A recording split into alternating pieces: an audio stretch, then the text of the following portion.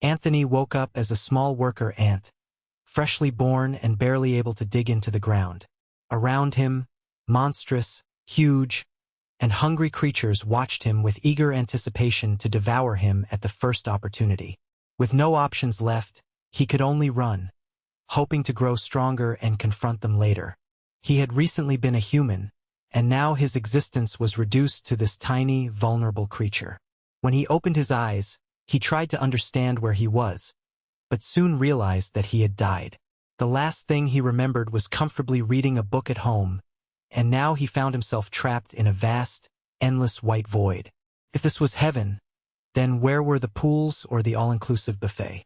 Suddenly, another system message informed him that he would soon wake up to a new life in another world, guided by Gandalf himself. The message explained that he would be reborn into a magical world called Panga, where fate and luck would determine his destiny. At the start, he would have initial stats that, on paper, seemed quite promising. Anthony even considered the possibility of being as strong as the hero of his favorite video game, but when he checked his skills, he found that he only possessed digging, acid spray, grip, and bite. The most shocking part was that his species was listed as a newborn worker ant, a tiny, newly hatched ant. He couldn't believe he was being reborn in this form, and since his mana was non-existent, he couldn't envision himself as a mage. Gandalf had a lot to explain. His description of abilities seemed absurd, and the concept of an acid attack was even stranger. Where were the skills of a protagonist with overwhelming powers? The most concerning list was that of his species, a newborn worker ant. Perhaps, in his past life, he had done something that condemned him to this punishment. A sort of divine punishment? The system seemed to penalize him, but that seemed impossible, as he had hardly formed social bonds. His empty inbox on the social network called Life and his deep introversion reminded him that he had no friends or important connections. Gandalf urged Anthony to move forward and forge his own destiny, though in his current form, he could only imagine the path of the ant. Maybe life wouldn't be so different after all. When the system began the countdown 3, 2, 1, it all seemed to silence as if time had stopped. Suddenly, the final soul transfer finished, and the process of the new creature's birth began. Anthony felt a strange discomfort, as if his body were being squeezed from all sides, and he started trembling intensely. Although he still didn't fully trust the previous messages, there was no doubt that he was truly turning into an ant. Part 2 of 55. The transformation was a concrete reality. As he looked at his new body, he noticed that he had 6 legs. This confirmed that his form was that of an ant. He also had 2 antennae and strong, fully functional mandibles, an unmistakable sign of his worker state. The strange transition had come to an end. From his head to the tip of his abdomen, Anthony identified 3 distinctly separate body segments. Once upon a time he had kept ants as pets, and now somehow he had become one. The situation seemed drawn from a surreal nightmare, exacerbated by the absolute darkness surrounding him.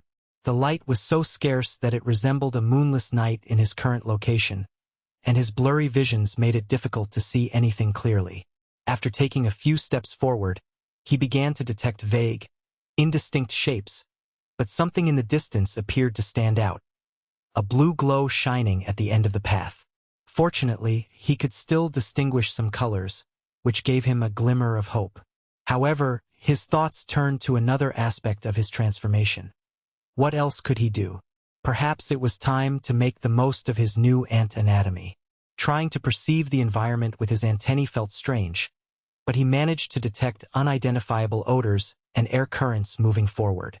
The predominant smell was dampness and decaying moisture, indicating he was probably underground. But if he truly was an ant, shouldn't he be able to detect pheromones? Then where were his fellow ants, the colony? Anthony felt that this second chance at life was too valuable to let slip away alone. After a few more minutes of crawling, he began to distinguish a scent similar to his own. Maybe, on the other side of the tunnel, someone else was waiting. He just needed to follow that pulsating blue flicker, hoping that nothing bad would happen during his eagerly anticipated reunion with a fellow ant. His excitement grew with each step toward the exit, with a firm intention to help whatever was necessary for the prosperity of the colony. But when he reached the end of that passage, the scene was not as he had imagined. His companion, seemingly in distress, was in full flight, unable to control his movement. On the other side, a hideous monster displayed a cruel smile, its sharp teeth bared, its densely built muscles, covered by a rough scale layer, reflected the ferocity of a nightmare creature designed to terrorize them. For Anthony, smaller in size by comparison, that monster represented an absolute horror. With the neutralized companion as a stand-in, the reptilian beast was about to devour its prey, enjoying the feast with an unsettling calm. It didn't even bother to swallow the ant whole. First, it tore his tiny body into pieces. Part 3 of 55. Antonio was overcome with anxiety, feeling completely helpless. He was just a lover of ants and books, unprepared for something like this. However, harsh reality left no room for doubt. It was happening, and now it was part of his new existence. Seeing another ant, trapped and begging with its eyes, was like an emotional alarm clock. At that moment, he asked himself, what can one single ant do in this situation? There was only one option in his mind. Run with all his strength, using those recently born 6 legs. Run as if his life depended on it, because it did. For the first time in this new body, Anthony launched himself into a run, albeit clumsily. He stumbled and fell face-first to the ground, but he didn't stop. He ran non-stop, trying to escape the monster's territory as quickly as possible. After a long stretch, his effort finally allowed him to believe he had managed to get away, at least for now. What would have happened if another creature had passed by and discovered him in an instant, turning him into an involuntary snack? The only way to survive was to abandon his human conventions and think like an ant, instinctively following the behavior of his small adversary. He had to dig with all his strength. Knowing what an ant would do was not enough. He had to put that strategy into practice. His legs were insufficient. They only scraped the earth. Then, Anthony remembered the times he observed his pets and how they used their mandibles to dig. That's why, in fact, he needed to use his face to dig. Without wasting time, he plunged his dependent mandible into the hard surface and began to bite into the terrain. That was true digging. In a few seconds, he made more progress with his face than in several minutes using his legs. When he reached the appropriate depth, he carved out a spherical space with enough margin to move. With his new shelter ready, Anthony the ant finally managed to lie on his back after a strenuous day. For now, he was safe, but if other animals discovered him, it would be a death sentence. How had he ended up here in the first place? It hadn't even been 2 days, and he had already faced a formidable beast. Ants must be born within the colony, protected by allies. According to the luck of his unfortunate companion, who ended up in reptile territory, things were quite chaotic. He wouldn't be the only one to fall under such desperate circumstances, indicating that an attack was imminent. Reflecting a bit more, Anthony remembered that the Gandalf system had mentioned something about skill points and biomass. The world he now inhabited was a mystery. The arrival of the system brought notable advances in civilization, but they could no longer remember what they had lost in the process. Returning to his dilemma, Anthony had a skill point and available biomass to spend. Part 4 of 55. I had to use those resources wisely. If this were a game, there would surely be an accessible menu.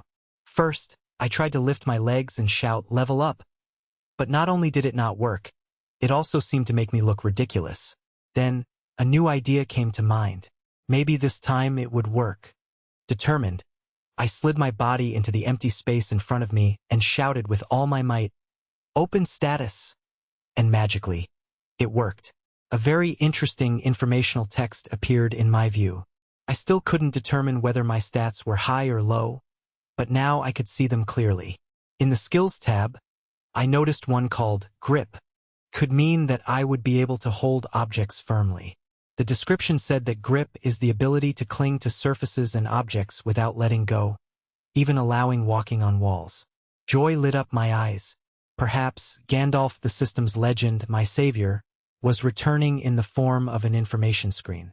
Although it was just a text box, it would probably have the most luminous beard and eyebrows in the world. Instead of seeking a more fitting name for this noble blessing voice, I would simply call it Gandalf for now, and Anthony would value that name, for he had received the most precious gift, the ability to access crucial information with a single thought.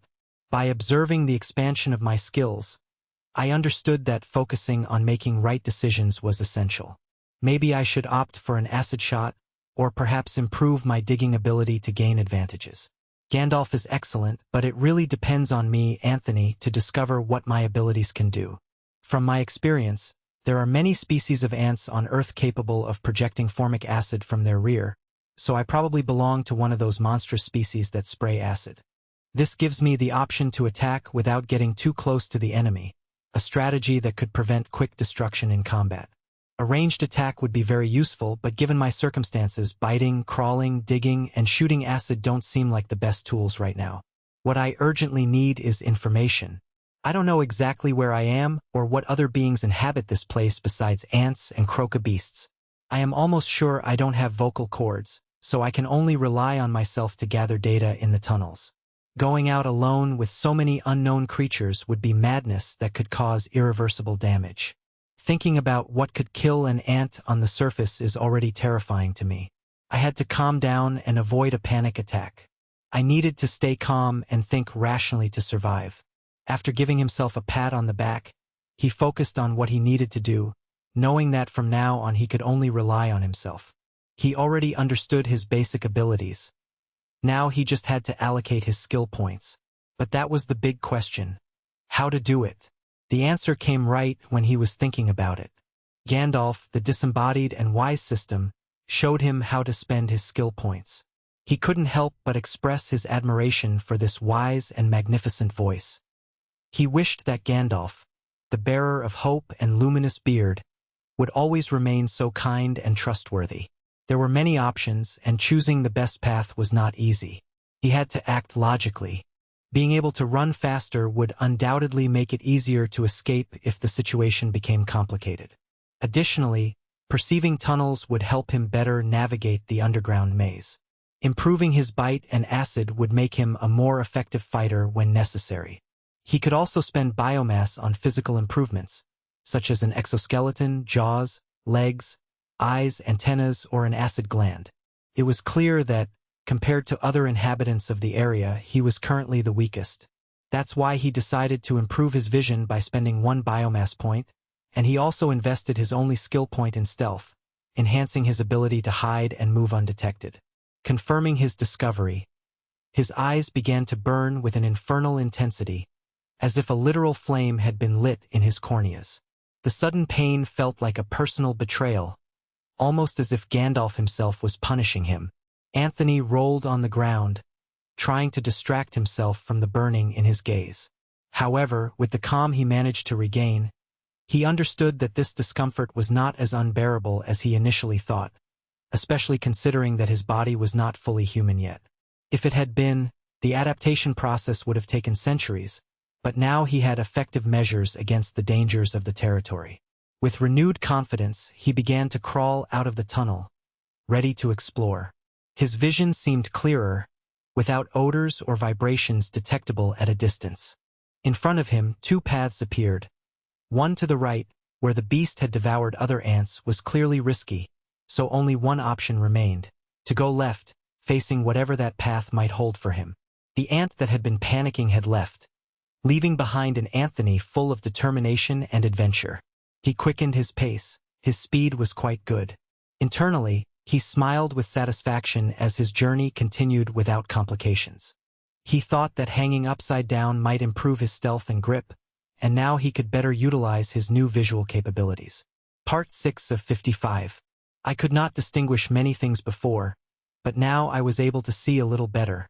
Among the rocks, I detected strange blue veins winding and branching. Thanks to my improved vision, I could also observe the state of my body. Over time, the pale and soft exoskeleton of the young ants would harden. Continuing my tracking, I finally reached the end of the tunnel, where a blinding glow welcomed me. It emanated from the blue veins and a water pool in a cavern. The reservoir was immense, but so were the creatures lurking around, waiting in the shadows. The intense focus on the water nearly caused me to overlook the formidable beast stalking nearby. I knew that, at that moment, I was probably the weakest creature in the environment, so being discovered would undoubtedly be my end. Stealth would be essential not only for survival but also for gathering valuable information. Everyone knows that poor eyesight is a terrible disadvantage. Anthony, accustomed to human vision, found it disconcerting to adapt to his deteriorated, almost pathetic sight, as if he couldn't distinguish anything that didn't move. He remembered that ants are social creatures, millions of weak individuals banding together to form strong forces. A single ant has limited senses but compensates for this deficiency with unity and teamwork. The situation I found myself in now was miserable. Alone, with poor vision, at risk of stumbling upon a sleeping dragon. That's why I decided that improving my sight would be my #1 priority, until I could distinguish a trembling cockroach 5 meters away, amidst solid stone. After some time, I managed to develop my new red-colored exoskeleton. From the top of the cliff, while observing the edge over the pool, I began to hear terrible noises all around. As I approached the walls, I understood I needed to inspect more closely. After a few minutes of clinging and climbing quickly, I nearly reached the source of the sound. With my improved sight, I tried to locate the origin of the noise, but it was difficult to pinpoint the exact spot. The strange blue lines undulating on the surface distracted me constantly, obstructing my perception. Noticing small drops of water falling from the ceiling, I finally identified where the pool was coming from, although I couldn't be sure it was the true cause of the strange racket I kept hearing. I knew I had to concentrate more because something was slipping past me. It was a logical idea, but I couldn't connect all the clues. The truth was clear. Those grotesque creatures, the monsters I was observing, were the ones producing those noises. From the safety of the ceiling, I could see a beast-like wolf growling below. When I noticed its eyes turning toward me, I quickly moved into hiding behind an overhanging rock, already too close for comfort. Perhaps it was time to put his new skill into practice. Anthony finally activated his stealth mode, and his red exoskeleton instantly became transparent. The transformation was impressive. With his invisibility secured, he could focus on deciphering the mystery of that pond without fear. He had already caught a first glimpse of the unpleasant creature, a lizard wolf that had almost discovered him earlier. But his main attention had to be on his #1 enemy, a monster that had eradicated its kin, the evil croc, a brutal and destructive predator. However, while reviewing his list of dangerous creatures, Anthony noticed something strange. None of them attacked each other. It seemed there was a tacit agreement, some kind of silent pact among them or something similar. He didn't rule out having missed the monster meeting, that secret convention where treaties would be signed. He knew he wouldn't get precise answers from his fixed position, and that moving a little closer might be the key. But he remembered that patience and perseverance were essential in his fight. Descending from the ceiling took him a few minutes, given his size. If ants could sweat, the water already streaming down his body would be enough to fill another pool in that mysterious cave. Still, that action was worth it, since his stealth ability had reached level 2. He moved a considerable distance to reach the area where the creature's movements were most evident. Experience confirmed that, with constant use, skills are refined and elevated to higher levels. Observing in silence allowed him to gather valuable information and simultaneously improve his camouflaging skills. Although his confidence was growing, Anthony had to keep himself in check and not let arrogance take over. One careless move and he would be dead. Calmly, he approached enough to notice the next group of creatures lurking by the water. There were animals tangled in a confusing mass, making it difficult to tell what they really were. As he drew closer, Anthony was greeted by piercing red eyes, blue claws, and countless legs of all sizes. Hundreds and hundreds of legs sprawled everywhere. Seeing the grotesque anatomy of the centipedes, he couldn't help but vomit. He cursed angrily at that damned dungeon for showing him something so disgusting. He urgently needed some medicine to ease his discomfort. As for the last inhabitant of this cursed place, the reptile creature didn't seem so terrible, though he had to watch out for those sharp quills. It might have been the weakest at that moment, But Anthony could see the opportunity to turn these beasts into a potential source of biomass. All that loot was within his reach, but to achieve it, he had to prepare meticulously. Over the next hours, he carefully watched the lagoon, gradually moving to stay hidden from the inhabitants. He carefully watched how the creatures moved, paying particular attention to their routes after leaving the puddle area.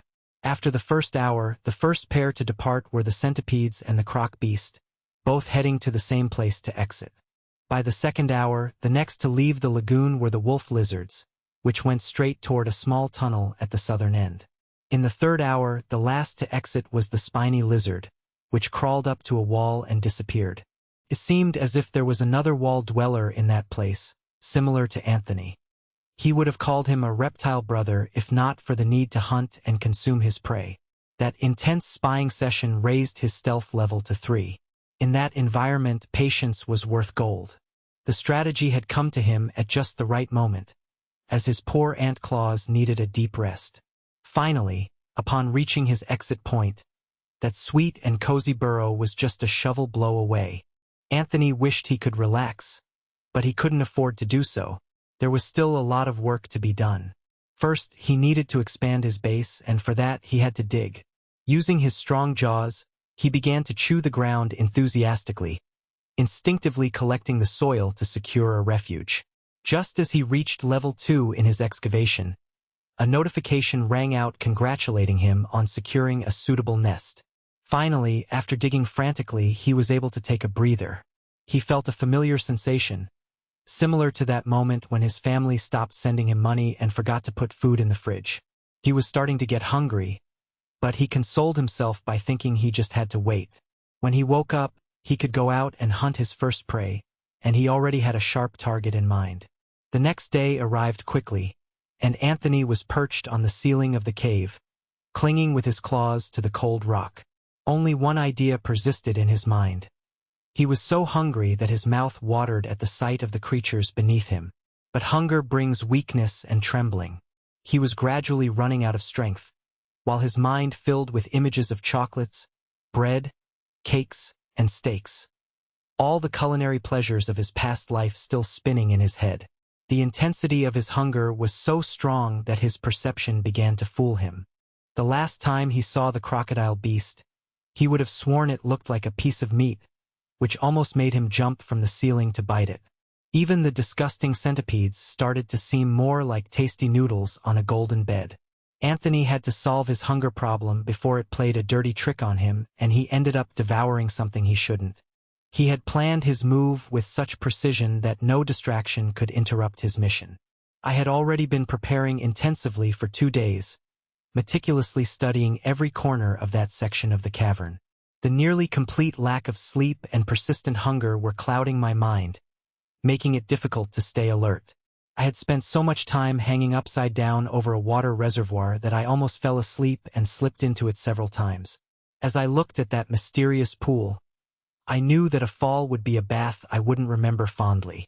A beneficial effect of my tireless efforts as a spy, with active stealth mode engaged at all times, had been the improvement of my stealth skills to level 4. Thanks to the hours spent excavating in my hideout and expanding my refuge, my digging ability had risen to level 3. This was my way of acting: prepare and grow. Only then could the weak challenge the strong. However, hunger remained an unforgiving enemy.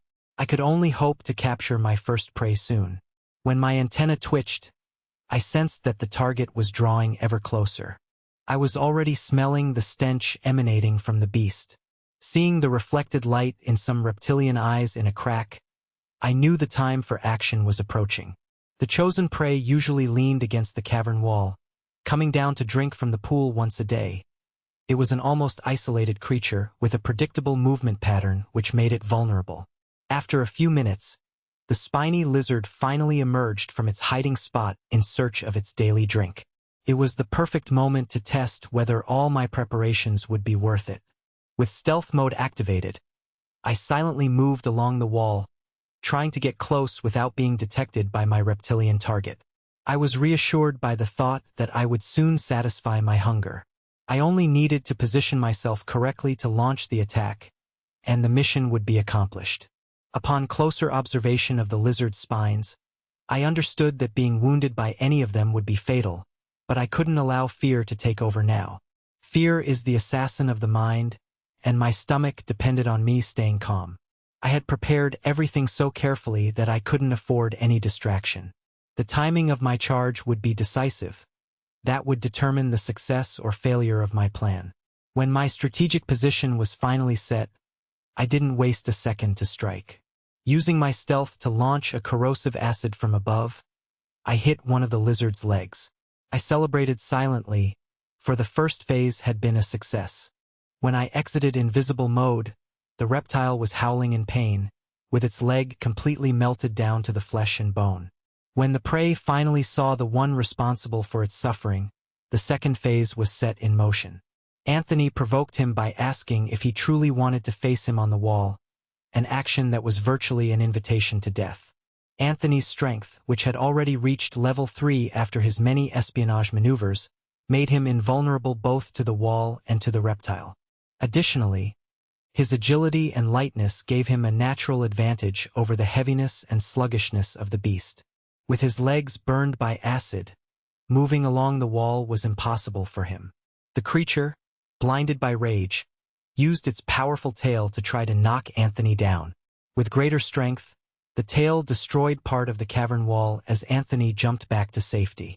Everything was going according to plan. At that moment, it seemed as if he was playing with his prey. His next acid shot aimed directly at the lizard's face, causing another fusion wound. The creature writhed in pain on the ground. Quickly, Anthony moved along the cavern walls to a safer, more strategic position. The lizard's cry of agony echoed throughout the underground pool. It was a signal to quickly conclude, as he could not allow other beasts to interfere in the fight he had orchestrated. The lizard, exhausted from its corrosive injuries, began to slow down. It seemed its end was near, but just before completely exhausted, the creature managed to launch one last bite with its tail, surprising Anthony. The charge and sudden strike of the tail caught him off guard. Fortunately, he dodged in time, finding a moment to react and desperately avoid the attack. The lizard's final force, wasted on that failed attempt, opened an opportunity for Anthony to finish the confrontation. From the ceiling of the cavern, he leapt with his jaws ready to bite and hold on. A loud, cracking sound resonated near the pool. Anthony didn't release the creature's tough skin, as it signaled the final phase. This phase was simple. A resistance fight, biting down until the beast fell off the wall, plunging into the void while he maintained his grip.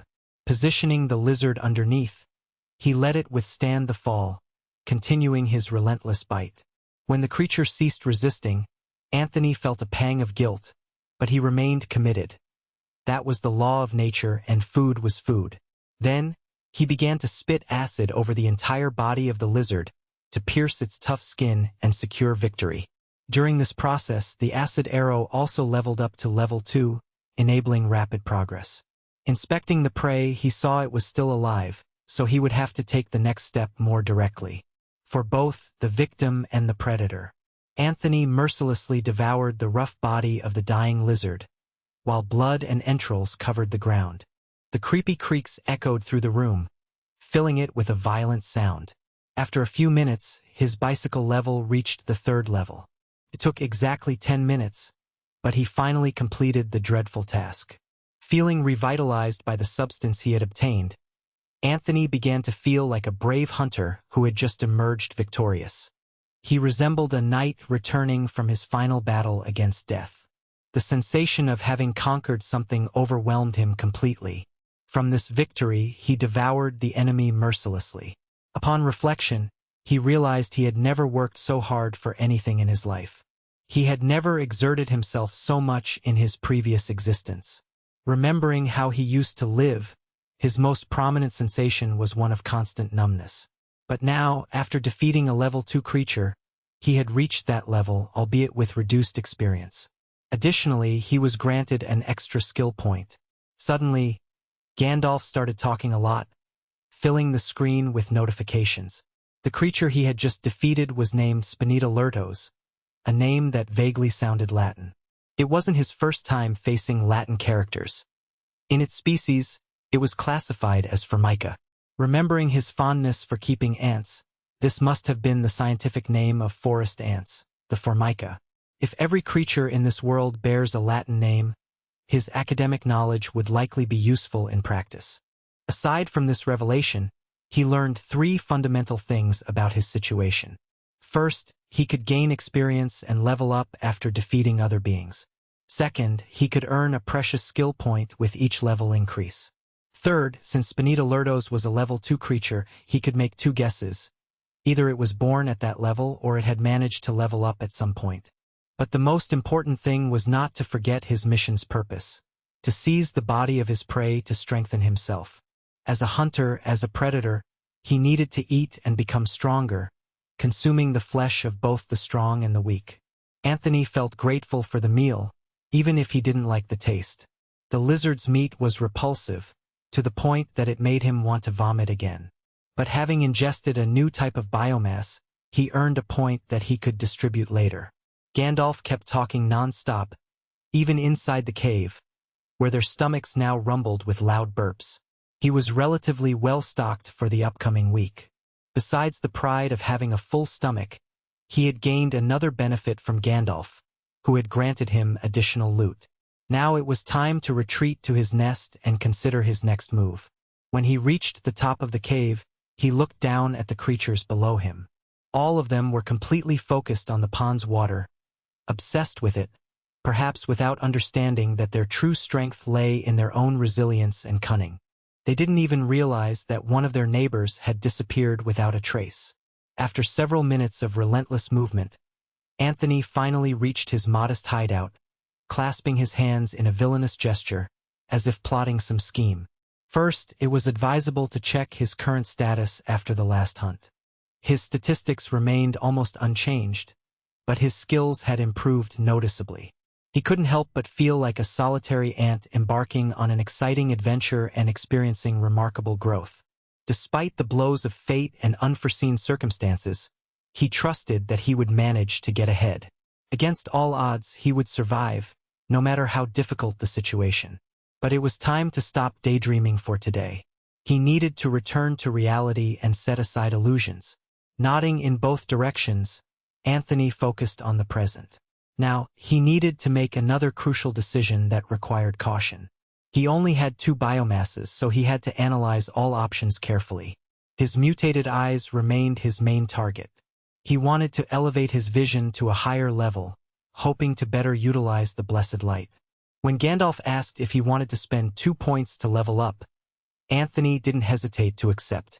The idea of burning his eyes to improve them didn't appeal to him, but he was willing to endure that pain if it meant progress. The burning sensation was unbearable, and for a moment, tears filled his eyes due to the intensity of the pain.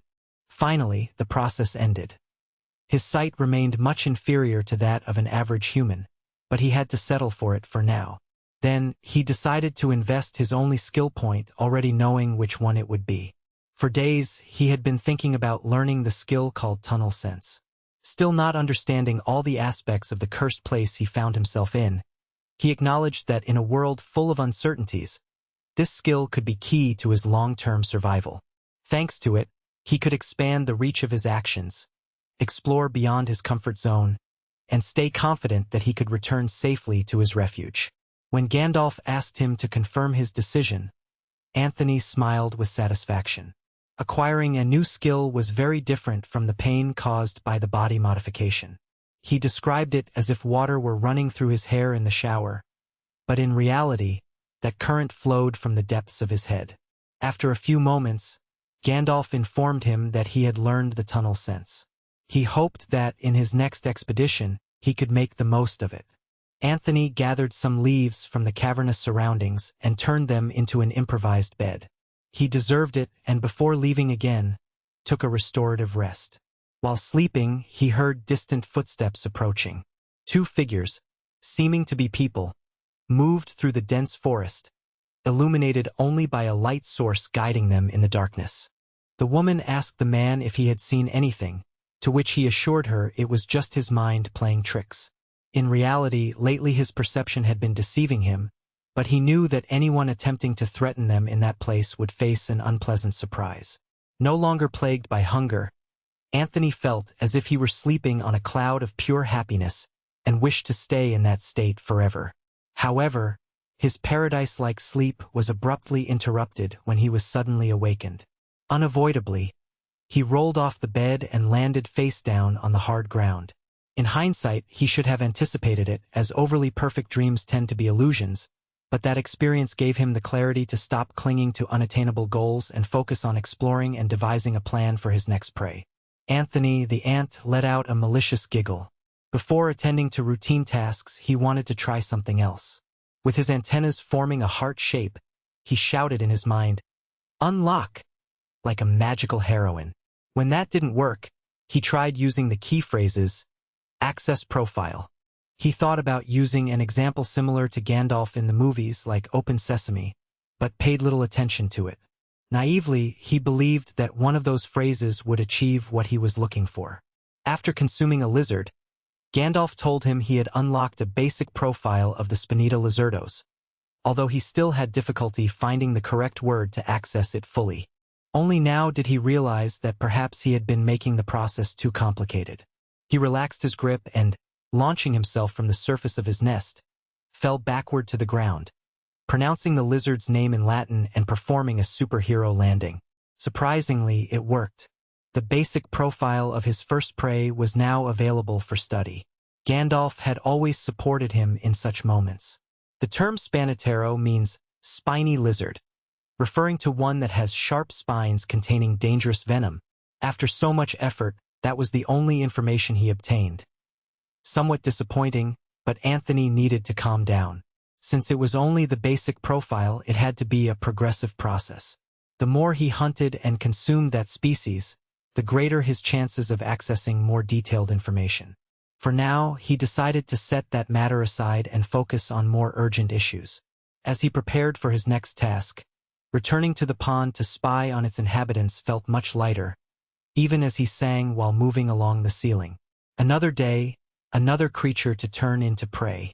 From his position, it seemed that little had changed since he returned to his nest after the meal. However, he noticed a small difference. With his two enhanced eyes, the water in the pond appeared to shimmer with a more intense glow than before. What troubled him most in this situation was related to that pond and its water. On his first day in this place, he almost became crocodile prey. Yet, his entire journey did not make him thirsty at all. On the third day, he found some leaves he used as an improvised bed and, again, did not feel the need to drink water. On the sixth day, while devouring lizard meat, he still felt no thirst. While all these monsters moved to drink from the pond, Anthony, an ant monster, remained without even craving a drop. He was supposed to be a creature afraid of thirst as well, but that necessity seemed absent in him. The difference lay either in him or in the other inhabitants of this cavern. With these questions in mind, Anthony understood what he needed to do next. He slid down from the ceiling to investigate the mysterious waters of the pond and to report what he had seen. It was a dangerous step, so he preferred to proceed cautiously, reminding himself to go slowly and without rushing. Despite the threat of the giant centipede's cliff, he couldn't afford to exaggerate. Watching the creatures around him, he noticed that most had reptilian features. There was the bipedal crocodile and the pointed lizard. Each had some scale pattern or characteristic that distinguished them. Lost in thought, he did not notice a wolf lizard approaching quickly, its expression furious and curious. Just as it seemed it was going to attack him, the lizard retreated nervously, confusing Anthony. Looking behind him, it appeared he understood that this lizard feared the presence of the giant centipede, which was far more imposing. Anthony was lucky to avoid its attack, but the problem with the centipede was different. Its entire tribe slithered and hissed like mutated giant insects, with crimson gleams in their eyes fixed on a single ant. Based on the monster's behavior, Anthony was grateful to a higher power because his hypothesis seemed correct. That place was like a neutral zone. During his explorations, he had observed that conflicts were resolved outside the pond and that no monster attacked those in the water area. There must have been something special about that water to make even predators respect it. Anthony sensed it was not just about staying hydrated. His curiosity was stronger than his fear, and, despite everything, he decided to approach without arousing suspicion. He didn't want to risk becoming a victim, but it was impossible to resist the temptation. Without overthinking it, he closed his eyes, submerged his face in the mysterious waters, and took a sip of that enigmatic liquid, aware that his life could change in an instant. His first reaction was to jump back and tumble onto the ground, as the water burned his tongue with unbearable intensity. The small amount he managed to swallow ignited a fire inside him, as if he had drunk hydrochloric acid for unknown reasons. Do those thousands of creatures really come here just for that fiery, deadly water? Do they visit this place daily to feel that scorching pain? So what kind of fools are they? Had Anthony been reborn in a cavern full of masochistic monsters? He still couldn't shake the feeling that something important was missing. Despite the burning inside him, his health remained practically intact.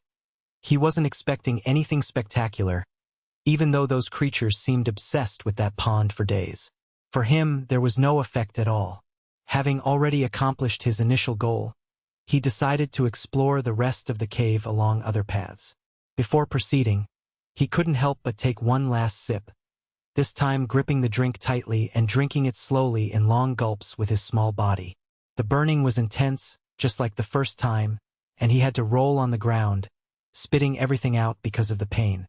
As he vomited most of the pond's water, he realized that it was pure rubbish and simply horrible. He vowed in his mind never to try that water again, regardless of the circumstances. After uncovering some of the mystery of the pond's water, it was time to expand his exploration of the cave using his newly acquired tunnel perception. With that ability, moving around became much easier. He only had to head toward the areas where the veins of light were denser. Suddenly, he caught a distant scent, which made him wonder what other mysterious beings inhabited these strange galleries. While pondering this, without letting himself be distracted, he tripped over something familiar in his constant walk. It was a structure built by humans, designed to bridge a large vertical drop by dividing it into smaller sections. Without a doubt, they were stairs.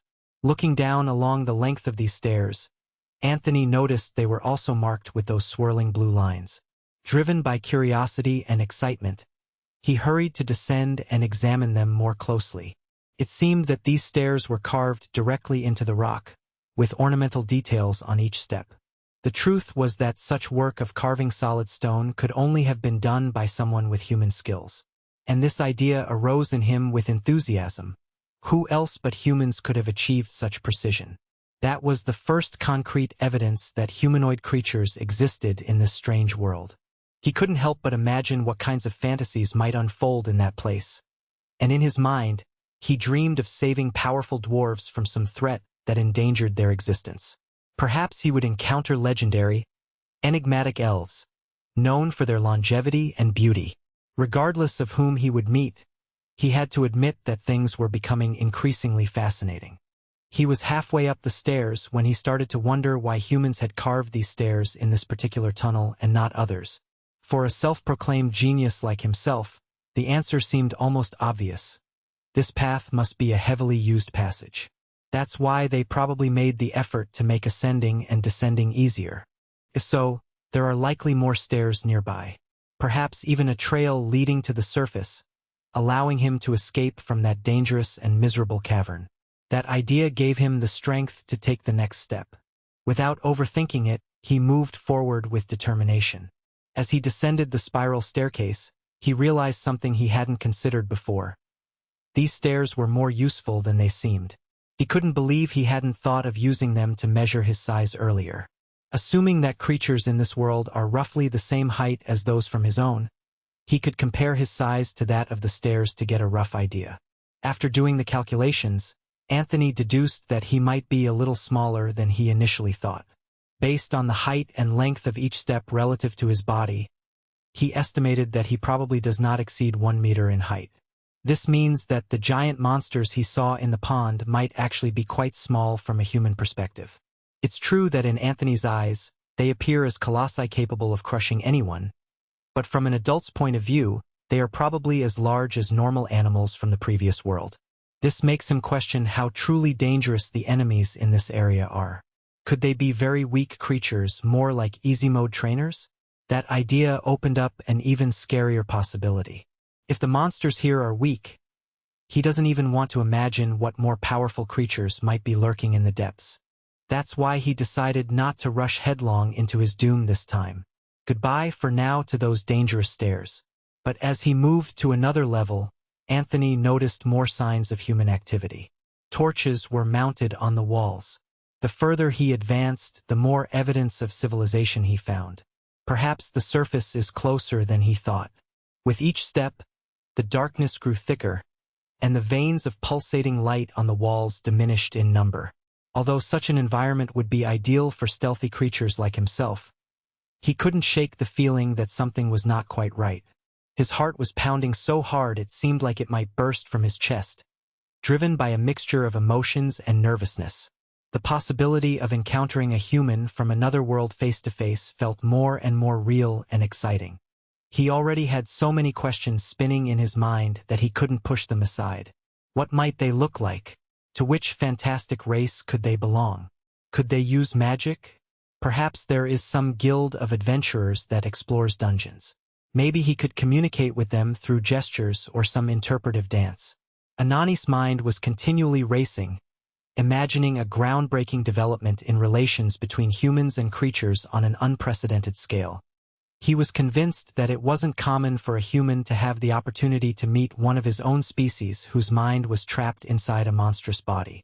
Perhaps he was the first of his kind.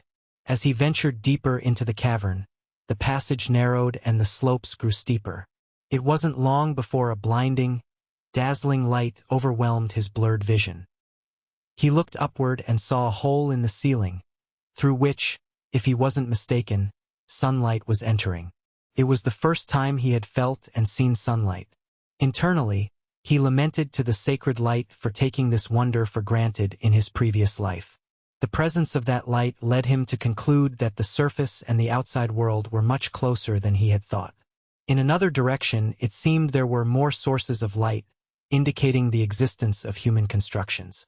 Before he could finish that thought, Anthony spotted a partially open wooden door. Based on its design, he thought it might be a guard room, located in the middle of a dungeon. But what caught his attention most was the red light emanating from the window of that room. That light wasn't ordinary. It seemed to move in rhythm with hurried footsteps. Who could it be? To his surprise, it turned out to be humans, equipped with light armor and holding some kind of illumination device. Anthony froze, amazed by the device that possibly detected the presence of monsters. The darkness of the caves made it difficult to navigate and find what they were looking for. While the woman handled the device, the man began to emit a magical light from his hands. Seeing it live felt unreal, but Anthony sensed that it was authentic magic, true magic. He inwardly thanked Gandalf for bringing him to a world where magic exists. He was already beginning to wonder if these people would teach him some spell or something similar. As he fantasized about those possibilities, the man directed his arms toward Anthony. Wasn't that red crystal supposed to detect a monster? So, was it active at that moment? Because he was so distracted by what he saw that he forgot he was also a monster, and in that instant, he found himself in the crosshairs of a magical spell. The situation was dangerous. He was in a deadly predicament. This shouldn't have happened, right? I only made a mistake. The only sensible option at that moment was to escape quickly like a cockroach. Run, Anthony, run. He tried to beg for mercy from the humans, but he couldn't speak. Desperation overwhelmed him, aware that his fate hung by a thread. To make matters worse, he tripped over a loose rock on his fleeing path. Anthony wanted to remember that he was just a tiny, harmless ant, but a fiery mana ball was rapidly approaching. Although it didn't hit him directly, his legs ached from the stumble and the run. His mind ordered him to keep going, but his legs seemed unwilling to obey. Trapped and immobile, more fireballs began to be hurled at his fragile figure. At that moment, he concentrated all his willpower to dash again, using the columns as cover, though it proved useless. Suddenly, a single arrow nearly pierced his abdomen, forcing him to think of an effective distraction to survive. First, he had to secure a safe escape route. Skillfully, he navigated through random tunnels, trusting his tunnel sense to determine if the path was viable. After passing 3 routes, he found one emitting an unbearable smell. The humans were already very close, so he decided to confront them like a monster, shooting jets of acid at each one. This didn't stop them for long. They simply responded with another arrow. Anthony improved his reflexes, dodging the whistling arrow by ducking in time. The relationship between humans and his ant monster form seemed to have come to an end, but many fireballs, like guided missiles, continued to pursue him. He had run so far that he lost sight of everything and came across a protruding rock. Thanks to an unknown blessing, he managed to survive and take refuge in a small tunnel. Realizing what had happened, he began to scold himself for his clumsiness, forgetting that he was no longer human. His human privileges had been revoked. He now had to accept that he was a 1-meter-long ant monster in every interaction. On the other side of the tunnel, threatening hissing sounds could be heard. Although he had messed up before, he needed to react quickly. Anthony had to decide whether to face the hissing centipedes or the fireballs from the group of humans behind him. The presence of a man persistently throwing fire with a sinister tone, peeking through the narrow passage, seemed to decide for him. Without wasting time, he launched himself to run with all his strength, as a new batch of fireballs began to accumulate in the attacker's hand. Fortunately, he was fast enough to vanish into the darkness just before the spell was completed. Using his tunnel sense, he skillfully navigated the tight underground paths. Feeling that the centipede swarm was not far away, he mentally prepared a makeshift plan. He only needed to use these creatures as bait for humans. Fortunately for him, he possessed the ability to remain hidden in order to avoid being caught by that unpleasant mass of dangerous centipedes. He knew that a burst of acid could be a safe way to infuriate these creatures, although what happened afterward would determine his fate. Escaping from the enraged horde would be a race against time, and he doubted whether he would make it or not. Without activating his invisibility mode, he understood he had no other choice. Now or never, fight or die. Carefully, he turned his back to the pile of insects and began spraying them with a stream of corrosive acid. It was a well-aimed shot that hit roughly each centipede equally, but it wasn't potent or corrosive enough to penetrate their bodies. However, he didn't mind. He wasn't trying to kill them, only to annoy them, and that was exactly what he achieved. He managed to infuriate the deadly mass of centipedes. Immediately, they attacked him with their endless legs for days. Thus began the real race against time. After several minutes of non-stop running, Anthony started crying due to the confusion he had gotten himself into. Reaching the entrance to the tunnel system seemed an endless task. At this pace, his stamina would run out before he could execute his decoy plan. Along the way, he almost got devoured multiple times when the centipedes lunged at his neck with their powerful jaws. But just when everything seemed lost, he saw the light at the end of the tunnel. At that moment, Anthony found a second breath. Salvation was waiting for him. Like a frantic insect, he jumped out of the small passage where a human was waiting. The human did not expect a swarm of giant centipedes to emerge from the hole like sick trains. Anthony made a safe landing amidst the chaos unfolding around him. Only escape remained. However, this would not be easy if a monster with hairy, angry legs was chasing him to the ends of the world. Running was no longer effective.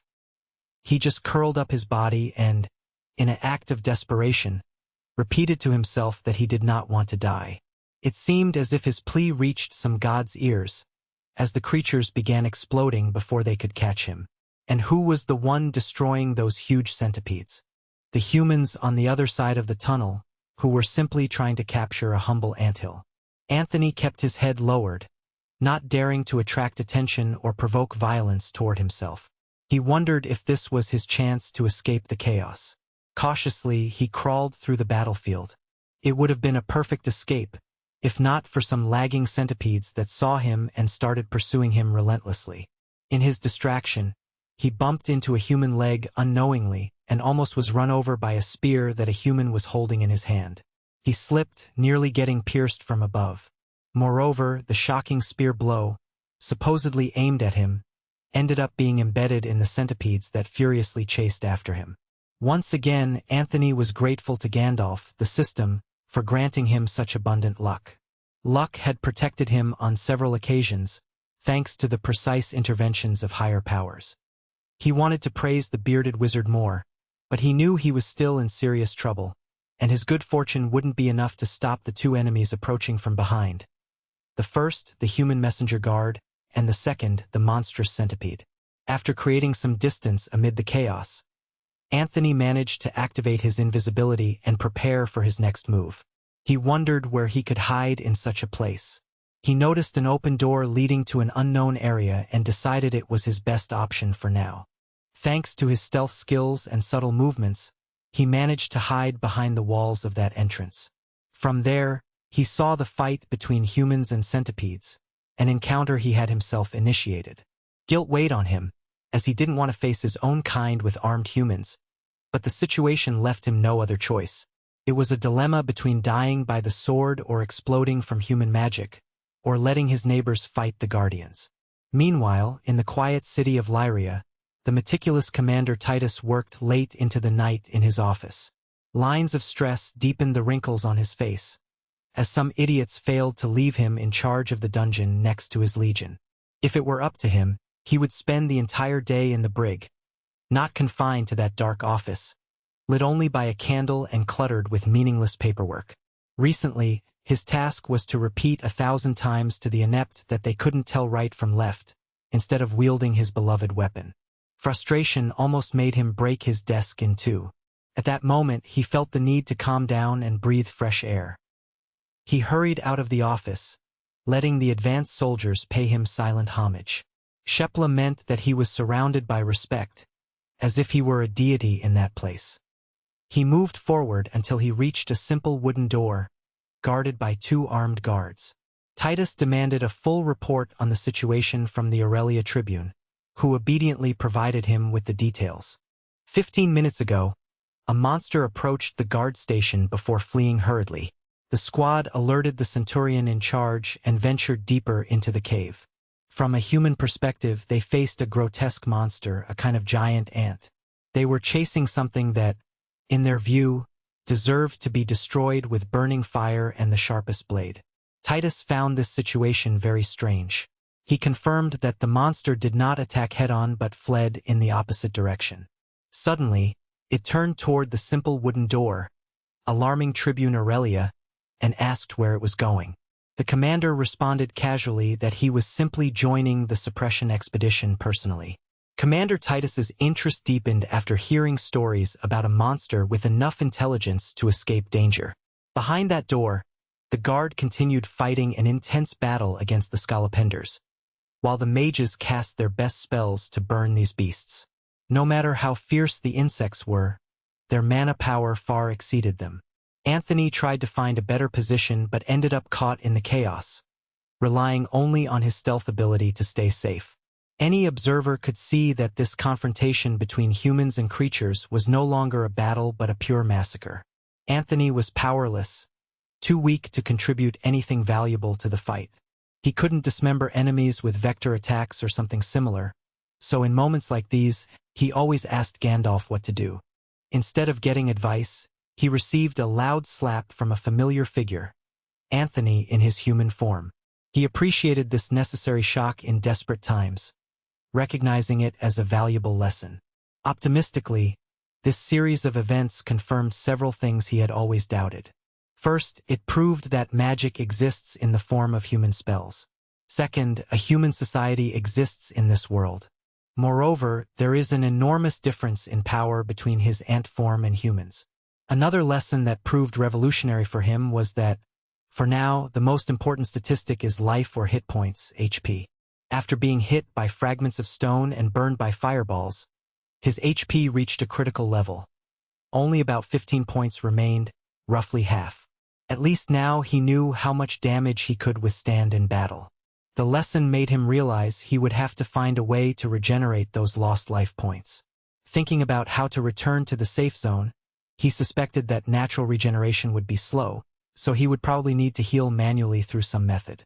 Whatever it was, he couldn't waste the opportunity that this war, which he himself had initiated, provided. A pile of beast carcasses lay on the ground like a wandering feast, some even burning in flames. Now he needed to focus because a vast biomass was waiting to be devoured. Acting on primitive instinct, Anthony began to feed on creatures much stronger than himself, gaining strength and accumulating biomass with each second. It took him quite a while to pass through the pile of bodies, but his harvest was remarkably abundant. In the end, he could barely move or breathe from being full. Throughout the process, he visualized a feast worthy of a king, just as Gandalf had planned. In his mind, he imagined the centipedes being perfectly cooked and presented in a way that made them look as appetizing as possible. However, reality always hit when the meat touched his tongue and traveled down his throat. There was no doubt. These creatures, similar to centipedes, had an awful and repulsive taste. Thinking about the amount of this disgusting meat he had just ingested, Anthony couldn't help but vomit. But, setting aside the flavor, what really mattered was the biomass he had gained. His kingly feast allowed him to unlock the basic profile of his prey, Ungiscladra skull. He opened it immediately, as always, even though it was still useless. It only confirmed that the clawed centipede had a strong pincer and a venous spike in the tail. Before spending his valuable biomass, he wanted to check his stats. Everything was progressing normally in his skills and attributes, and even his health was starting to recover slowly. Now he could allocate 2 biomass points to whatever he wanted. According to the sacred book of the path, the system was supposed to elevate all beings, but only if humanity united could they reach their final destiny. After settling comfortably at home, Anthony finally found a moment to rest after a busy day. He could only pray to glorious Gandalf, hoping for a calmer day tomorrow. He planned to complete 2 important tasks.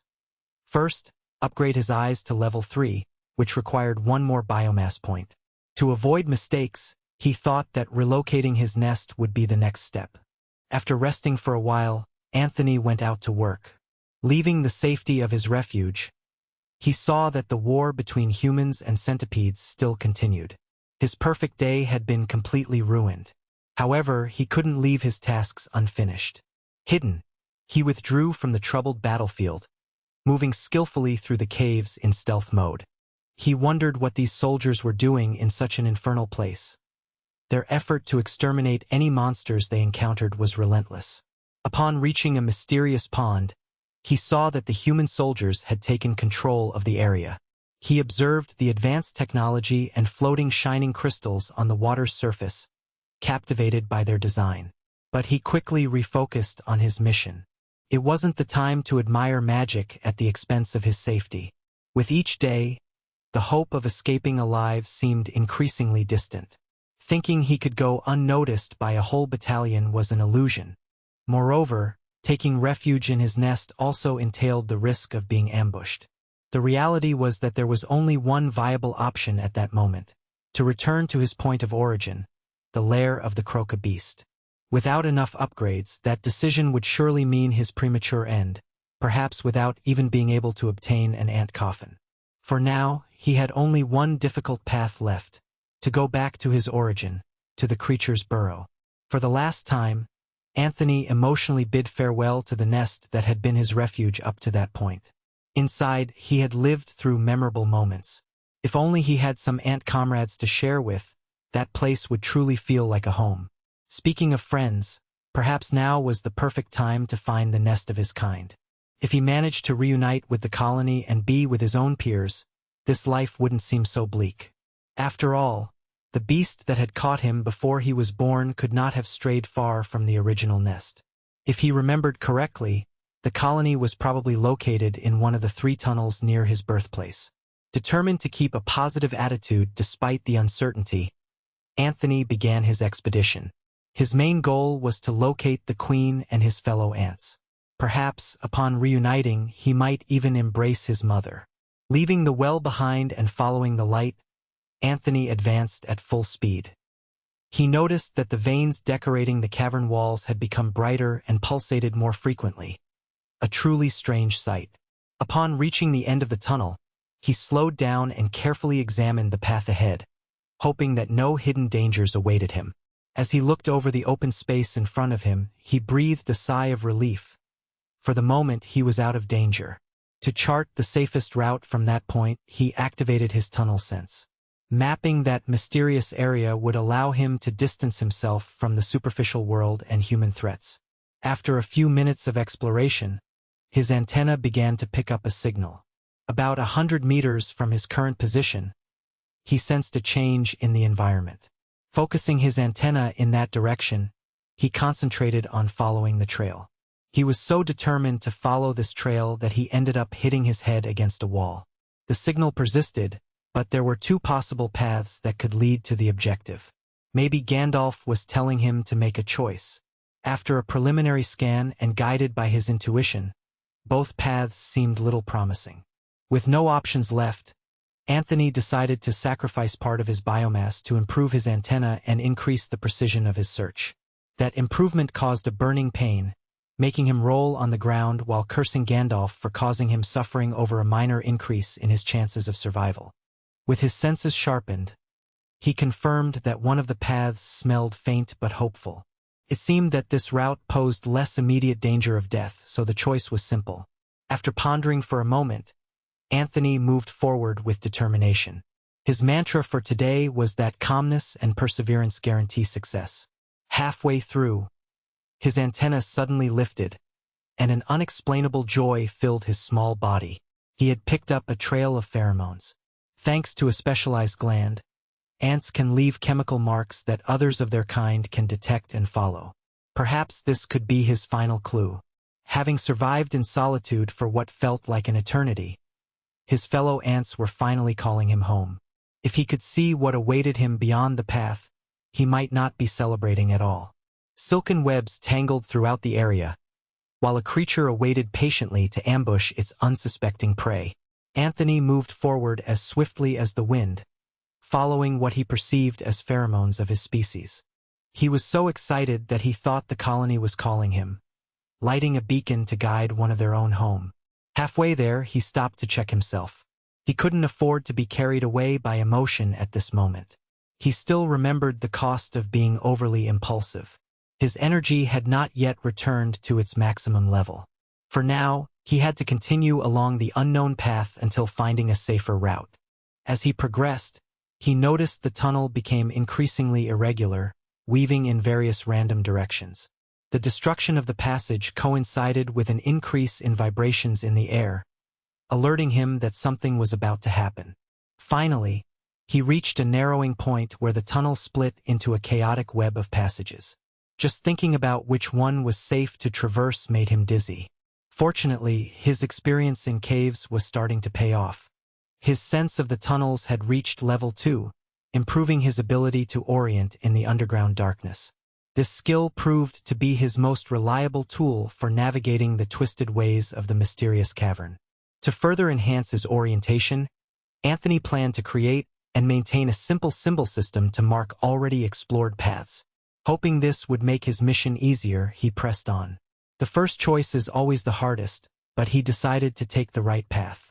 However, that decision was not as advantageous as he thought.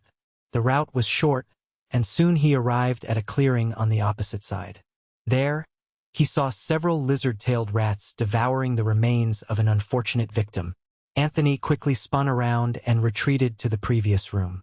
He tried to catch his breath while contemplating his next move after the initial failure.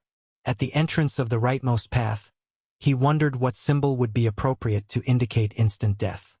To keep it simple, he climbed onto the tunnel's ceiling and drew a straightforward X. Hopefully, these gestures would lead him to a more accessible and manageable location. As he crossed the next tunnel, he felt a sense of safety, even calm. But that same calm could be deadly. Luckily, his instincts prevented him from becoming overly confident. Walking along the cavern walls, he carefully observed a well-crafted and perfectly concealed spider web. Without his level 2 vision, he would undoubtedly have stumbled into that trap, ending his mission. he wouldn't have noticed the danger in time. Fully entering enemy territory would have been his worst mistake. In truth, Anthony was annoyed. Those stupid spiders must think they are the rulers of the insect world just because they can build such elaborate traps to feed on others. From his perspective, those strange creatures were a bunch of lazy slackers letting their webs do all the hard work instead of getting up and facing reality. For him, the worker ant, honest and simple, represented the highest ideal of honor. If only he had about 200 of his brothers under his command, he would never fear any spider. He couldn't put into words how much he hated those beings that weave webs with such cruelty. Determined to move forward and assess the situation, Anthony slowed his pace to almost a crawl. He examined the webs all around, but the creator, the one who designed that deadly trap, still hadn't appeared. However, that didn't mean she wasn't nearby. For now, gathering information was the top priority, because only then could he determine the best route forward. Once he moved out of the sticky, difficult zone, he retreated to the ground where the traps were less dense. With his jaws, Anthony broke off a loose stone from the floor. With a slight push, he threw the stone into the massive webs, destroying the trap with a strong blow. Seeing that throwing stones was effective in clearing the path, he continued to do so, aiming carefully. He picked up another small stone and refined his aim, like an expert slingshot, hurling rocks tangled in spider webs. When he had cleared enough threads to open a relatively safe passage, he ran forward. He knew that the creator of that deadly trap must be very close. With each web destroyed and the stones stuck to them, the beast would eventually emerge to the surface. And it did. The spider, that 8-legged monster covered in hair, finally appeared, showing its ugly face. At that moment, the monster surely thought that its lunch had arrived. At first glance, Anthony nearly vomited at the sight of such a creature. The spider had hairy legs, making it difficult to support its large, heavy body. Compared to the perfection of an ant's body, with its 3 segments and 6 functional legs, these creatures looked like an abomination.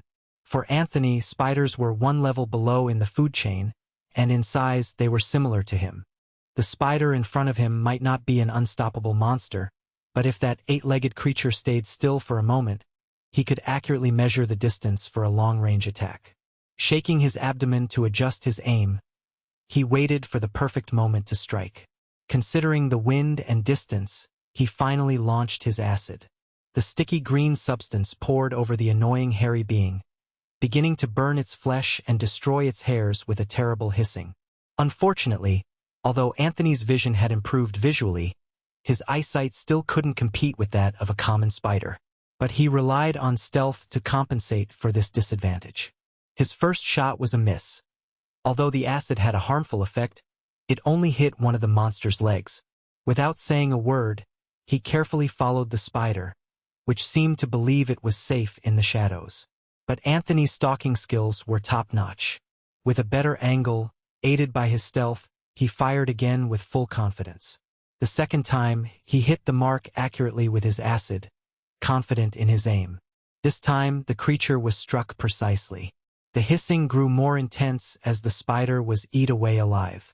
To make matters worse, Anthony deactivated his invisibility and deliberately provoked the spider, making it chase him. Only then could he distance himself from the advantage of his own terrain and escape the danger. Although he boasted of his bravery, he knew internally that he was trembling with fear before the imminent threat of the beast. At least he managed to reach his safe zone before the spider caught him. In the worst case, he thought perhaps he could return to the pack of wolf lizards, and thus let the spider and predators fight each other while he observed from a distance. In an ideal world, those masked fools would divert their attention as soon as he disappeared from their sight.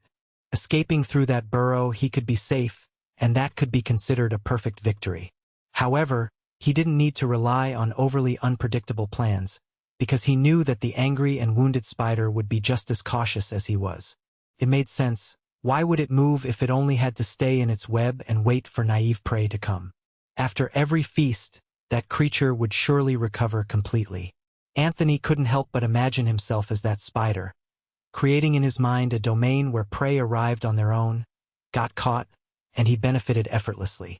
I cursed those beasts for being so easy in this tough labyrinth, and my anger reached unexpected limits. To calm my fury, I decided that the spider needed to be eliminated as soon as possible. A day had passed since my first encounter, and although I was still furious, I carefully assessed my chances of victory. After thinking it over, I believed the odds were in my favor. First, the tunnel was unusually well lit, and although my vision was barely adequate, the light was enough to detect the enemy with some ease. Second, based on my statistical estimates, I and the spider seemed evenly matched if I could take away its advantage of the web. Taking all these factors into account, I thought I might be able to gain new biomass to alleviate my anger if everything went well. The remaining question was how to lure that beast out of its web. The first phase was already completed, since my acid attacks from yesterday had weakened the creature by about 5 hit points. The safest way to continue the hunt was to harass it, ambushing it several times until Anthony managed to prevail, knowing that a single bite from those venomous fangs could put him in serious danger. With senses alert, eyes wide open, and focused on the mission, I moved forward tirelessly. I couldn't afford a single mistake. Soon I reached the path filled with webs, inspecting every corner for clues of the artist behind the spider's web. But initially I found no signs of its presence. Fortunately, I discovered a bunch of hidden spider eggs nearby. Although somewhat cruel, these eggs were my best option to attract the insect and draw it out from its hiding place. Remembering yesterday's stones, I began to carefully throw the eggs onto the web. I hoped the spider would think it had caught a juicy prey and that this would be enough to coax it out. Anthony persisted, throwing one egg after another until the enemy revealed itself. When he threw the last egg, all that was left was to wait and observe from behind a rock that offered a clear view of the eggs. Several hours passed, and the spider still hadn't appeared. Perhaps, frightened by what had happened last time, it had hidden even more. To be sure, I tossed a small stone right onto the pile of eggs. But seeing that my method wasn't working, I decided to move on to the next phase of my plan. This required more delicacy than brute force. I gathered small pebbles from the ground, those that wouldn't destroy or move the web much, unlike larger rocks. Instead of throwing them, I gently placed them on the web, causing only a slight movement. With this tactic, I aimed to infiltrate without alerting the spider. With enough cover, I hoped to advance without triggering alarms. After creating a large enough hole, Anthony carefully moved into enemy territory, venturing into areas never before explored. Maximum caution was essential, as there could be invisible threads just a foot away. A careless move would leave him completely trapped, and that mistake could be deadly. Just a few minutes after beginning his quiet advance, he sensed a threat coming from behind. The spider had surely been spying on him the entire time. It was foolish enough to expect him to step into its territory, but also reckless to attack from behind. Anthony opened the hole in his abdomen and released a final jet of acid. It hit the target. There was only one thing left to do to settle the matter. With a mocking laugh, he ran out of the web while shouting insults. He felt invincible, as if he were one with the wind sweeping through the fjords, or a gazelle crossing the plains. But his arrogance betrayed him. Amid his escape, he got caught on a loose strand of silk. He stumbled and fell face down, cursing his recklessness. Now, he might be doomed to die before meeting his colony or any fellow ant. He began to cry uncontrollably. He was too young to die, not even a month old, and already felt on the brink of the end. He cried for a long minute with nothing dangerous happening. Finally, he realized that the loose thread could be easily broken. When he turned around, he saw the large spider staggering on the ground, its abdomen still sparking from the acid he had sprayed. Anthony had vastly overestimated this strange arachnid creature. By devouring his prey, it was able to obtain a new source of biomass, even though the victim was a poor Aranea. It turned out to be a spider hatchling, revealing how ruthless it could be. The idea of biting only a tiny piece of flesh seemed insignificant, and Anthony feared it wouldn't provide him with even a single point of biomass. He recognized that the fury he had felt towards that poor insect was completely disproportionate. After just a few jets of acid, the creature had already fully agonized, with no chance of immediate recovery, and its health reserve rapidly diminished to nothing. The experience gained from the kill was also insignificant. To his surprise, he gained 2 biomass points after unlocking a new species and consuming its remains. With a calmer breath, he left the webbed area, carefully destroying the sticky obstacles in his path. At that moment, having vision capable of detecting at several meters distance was a tangible goal. With his sight out of the lethal range, he could focus on improving other aspects of his body. Perhaps one day, he would be able to face enemies without relying solely on tricks. But it was still too early to think about that. Anthony understood that he needed to stop trusting illusions and face reality. He had to decide and learn to grow until he became an adult ant. The most obvious way to achieve this was by gaining more experience to level up. To do so, it was essential for him to find a safe place to hunt. As usual, he stealthily entered the winding tunnels with the invisibility mode activated. Not far from the spider's lair, he spotted a strange scene. A huge crater descending, who knows how deep. It was reasonable to assume that the deeper that point was, the greater the risk. If that was the case, perhaps he shouldn't explore it immediately but rather leave it for later, when he had more confidence in his survival skills. In the worst-case scenario, this would be the only accessible path. He tried to use his enhanced antenna to orient his tunnel sense downward and assess the level of danger, but that direction went too far down for an effective scan. As long as he had a choice, he preferred not to go deeper than necessary into that ominous crater. After all, both that place and the ground beneath it could be a deadly trap. The threat of ending up in human hands loomed over him. Anthony was caught between 2 dangerous decisions, a sort of dilemma that gave him a headache. Since he would ultimately have to explore all possibilities, he decided to turn around and look for other routes. After stealthily circling the crater, he found several tunnels branching nearby. In that region, more paths generally meant more monsters to deal with. A few additional hours of exploration made him question himself. He suspected he might have been going in circles, as the tunnel he chose seemed to connect back to the first one he had seen. On this occasion, he encountered several new species, gradually getting closer to the correct route. Every time he entered unfamiliar territory, he carefully examined the walls for sections he could use to advance. After tentative explorations and ensuring that the chosen spot had enough structural stability, his jaws began digging a temporary shelter where he could rest. With this new hole, he could hide and have some protection against external dangers. Although it was improvised and vulnerable, it was much better than remaining exposed to the elements and constant threats. This time, he didn't dig too deep. He simply picked a spot from which he could clearly observe everything happening on the surface, creating a spy's hideout with a perfect view. Building this new refuge surprised Anthony, as he managed to raise his digging skill to level 4. It filled him with satisfaction. Although the skill was not very useful in combat, it was comforting to know he was making progress in some aspect. Reflecting on his limited time in that lair, he felt proud of the progress he had made. Although still a small monster, he had come a long way since he first started. His skills had improved after honing them in dangerous situations and risky moments. It's true that he still lacked strength compared to other species, but he was only beginning to explore his capabilities. That's why, if he wanted to continue discovering this new and uncharted area, he needed to rest to stay in good shape. Anthony had raised some insects in the past and knew that, for example, ants usually don't sleep. They simply remain still in a state of reduced activity called torpor, which allows them to conserve energy.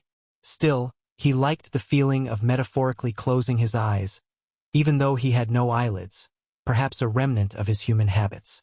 After a full night of rest, his mind was renewed and reached its maximum performance to continue exploring the unknown. His goal for the day was to gain 1 more unit of biomass to improve his vision. Once achieved, he could experiment with the rest of his body, focusing on acquiring more powerful legs, strengthening his jaws, improving his acid glands, or increasing the capacity of his flagella. Any improvement would make hunting easier and safer. With each capture, he would gain experience to level up, aiding his evolution toward adulthood. His stealth had already reached the 3rd level, and he hoped to keep improving by observing some monsters in the area. However, His first move led him to a marked tunnel that, at first glance, looked very much like the path he had taken earlier in the cavern. In reality, he chose to make a detour just to get closer to where the soldiers were gathered. Having done so, he could form a mental map of the area, which consisted of large main tunnels and smaller ones branching off in random directions. To better understand it, the larger tunnels served as highways where the greatest threats moved, while the smaller ones were alleyways where weaker enemies nested. Anthony had already wasted too much time on a single wrong turn, and the day had started off on the wrong foot. With a deeper understanding of the territory, he made a smarter decision this time. Hopefully, he would find what he was looking for on this path. He was so focused on locating new sources of biomass that he didn't even notice his tunnel sense had reached level 3. Trying to map the passages more accurately probably accumulated a lot of experience in that skill. It's a bit strange to think that the system can monitor his thoughts. Near his temporary refuge, he detected the presence of 2 new species of dangerous creatures lurking in the area. The first was a 3-tailed mouse with deadly spines at each end. They are truly disturbing rodents. The second, a creature that resembles a mollusk, with a long, slimy body and brightly colored organic spines. I would bet that these slimy creatures are poisonous in some way. At least they double in size and can climb walls easily. It would be wise to avoid their dangerous tracks to prevent unnecessary risks. As he pondered which target to hunt next, Anthony heard a distant but sweet sound. The chaotic growls of opposing beasts and the screeching of claws could be heard from a nearby tunnel. Energized by the opportunity, he quickened his steps like a shadow fox, determined not to miss the chance to take advantage of the situation. With a system that seems like a video game, his interest is to understand what it exactly entails and discover its details. He has some questions in mind. How does the system grant experience when defeating a monster? Is it distributed evenly among those who dealt damage? Or does only the one who delivers the final blow receive experience? So far, he hadn't seen any experience gain notifications during the fight. They always appear after the prey is defeated, confirming that experience is only gained upon the enemy's death.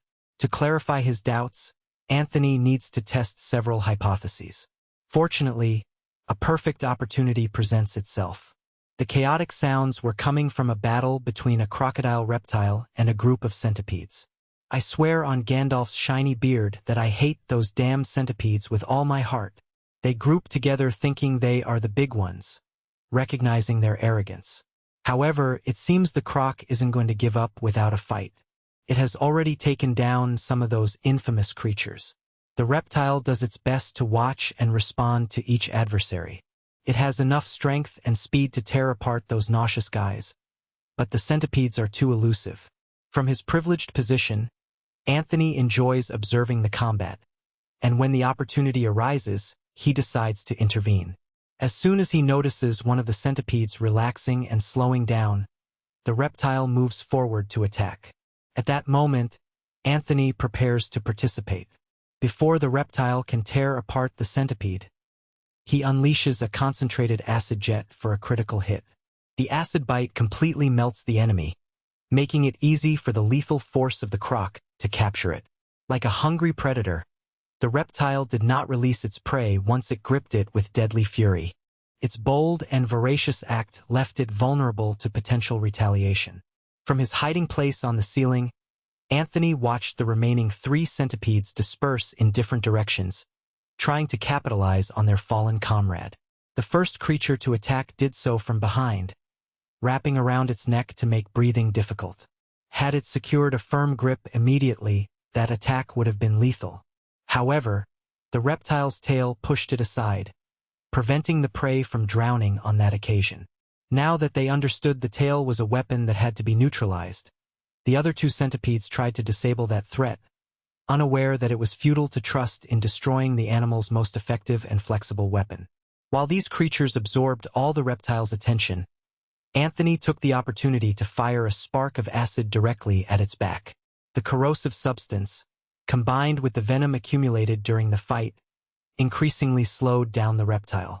Meanwhile, the wounded centipede, burned by the acid, moved away from the crocodile's reach to play defensively. Anthony watched with satisfaction, feeling like a puppeteer controlling stronger creatures with ease. For his third acid shot, he aimed once more at the alien centipede. Normally, Anthony would never venture to act so boldly, but the centipede hunt seemed to be working in his favor, and he had the chance to intervene from a distance. He doubted very much that these creatures would abandon such a juicy prey for a simple ant. Although the reptile was gradually weakening from wounds and venom, the centipedes preferred to wait, letting the animal exhaust its last strength before finishing it off. Every time the reptile advanced, the centipedes retreated, weaving a strategy of patience. The victim showed clear signs of rapid deterioration and would soon lose its ability to resist. However, the proud crocodile continued trying, even in its agony, to take one of the creatures down with it. Gasping, it gathered its last strength for a final, desperate attempt. It was a clumsy move, but the centipedes were ready to prevent it, tightening their grip on the little life remaining. The reptile managed to close the distance one last time, fixing its gaze on the slowest centipede. With an outstretched claw, it managed to catch one of them. Unfortunately, the acid on its back had corroded its scales and flesh, and the pain from the venom coursed through its veins. With no strength left to fight, the reptile collapsed to the ground with a thud that echoed throughout the cave. Anthony felt his heart pounding strongly in his tiny ant thorax. This was the perfect situation. He only needed to aim and finish off the reptile with the last dose of acid, thus ending the dangerous hunt. Since centipedes begin to drag themselves slowly in search of their prize, this opportunity had to be seized to the fullest. A greedier ant would have attacked the crocodile-like beast, as that would surely have yielded the greatest amount of experience. However, Anthony was more pragmatic and decided to focus on the wounded centipede, the slowest and with multiple damaged legs. He concentrated his acid on that creature, pinning it in its mortal agony. The centipede writhed in pain, unable to resist much longer. As expected, the other centipedes showed no interest in their dying godmother and continued devouring the reptile's corpse. With no competitor to share the flesh, the long-legged hyenas launched their attack on the spoil, tearing apart the remains voraciously and leaving blood and entrails scattered around. The absence of a notification from the system after the beast was slain confirmed that only the final blow granted experience points. Fortunately, Anthony managed to kill the level 3 clawed centipede with a single clean strike, gaining a substantial amount of experience points. Thanks to that victory, he reached level 3 and gained a skill point. The creature had probably received about 80% of the damage, perhaps even more, from the reptile, but he claimed the entire reward. After reviewing his achievements, he noticed that the rest of the centipedes had approached from their hiding spots to take advantage of the leftovers. The most significant personal improvement was undoubtedly the increase of his stealth skill to level 5.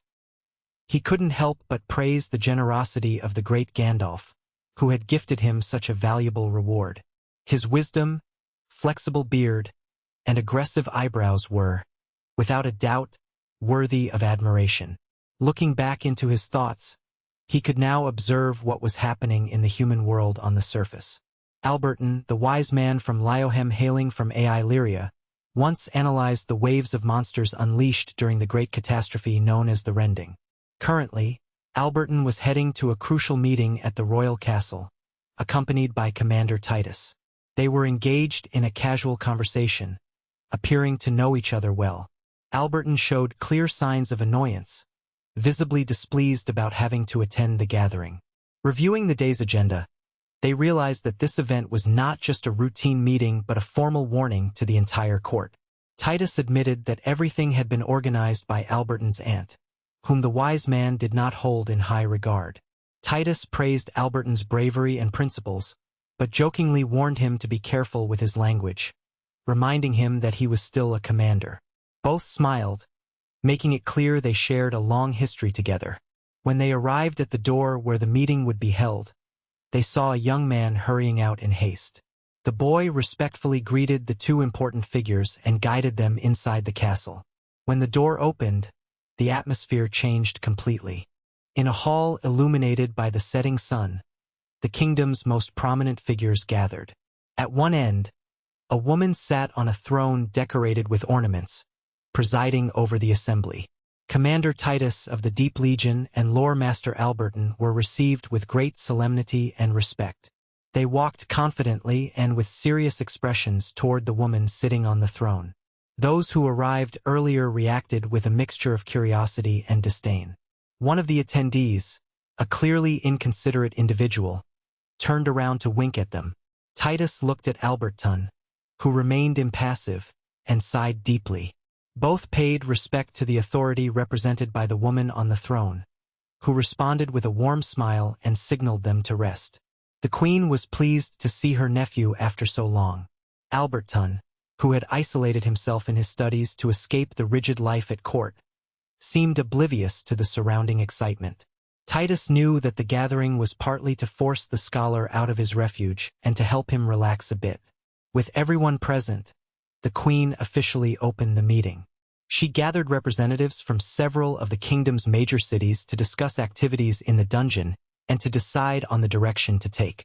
To start, the most qualified speaker on the matter was Commander Titus himself, who explained that the mana levels in the dungeon were increasing rapidly. According to their team's projections, it was forecasted that in just 3 or 4 days, a giant wave would break on the surface.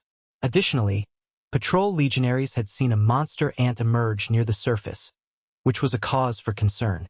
The presence of this particular creature and the serious implications of its appearance were raising tension and anxiety in the city and among the Legion itself. The Legion was preparing a plan to venture deeper into the dungeon to locate and exterminate the monster ant colony before it was too late. To carry out this mission, Titus officially requested military assistance from the kingdom to reinforce their forces. The priority was to protect the city against the imminent wave and to free resources of the Legion to focus entirely on destroying the creature's colony. Titus was clear and concise in his request, but it was met with complete silence. After a moment, some people discreetly laughed while others dismissed him with contempt, clearly mocking the commander. The atmosphere grew tense and coarse until the same person who had winked earlier decided to intervene. She stepped forward, ready to speak candidly. The queen showed no smile at the situation. Her gaze remained piercing. With permission, Corin took the floor to explain that, for over a century, the city of Lyria had prospered under the noble rule of Queen Vera and her ancestors. All citizens enjoyed exceptional peace, even in the aftermath of the Great Catastrophe. During that period of stability, activity management in the dungeon had been solely the responsibility of the Deep Legion. Although delving into dungeons has become one of Lyria's most important economic pillars, many still see the Legion as an oppressive and overly resource-demanding force.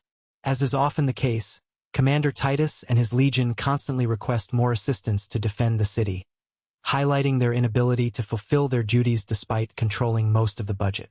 Queen Verita disliked Corin's direct accusations, so she asked him to be more specific in his statements.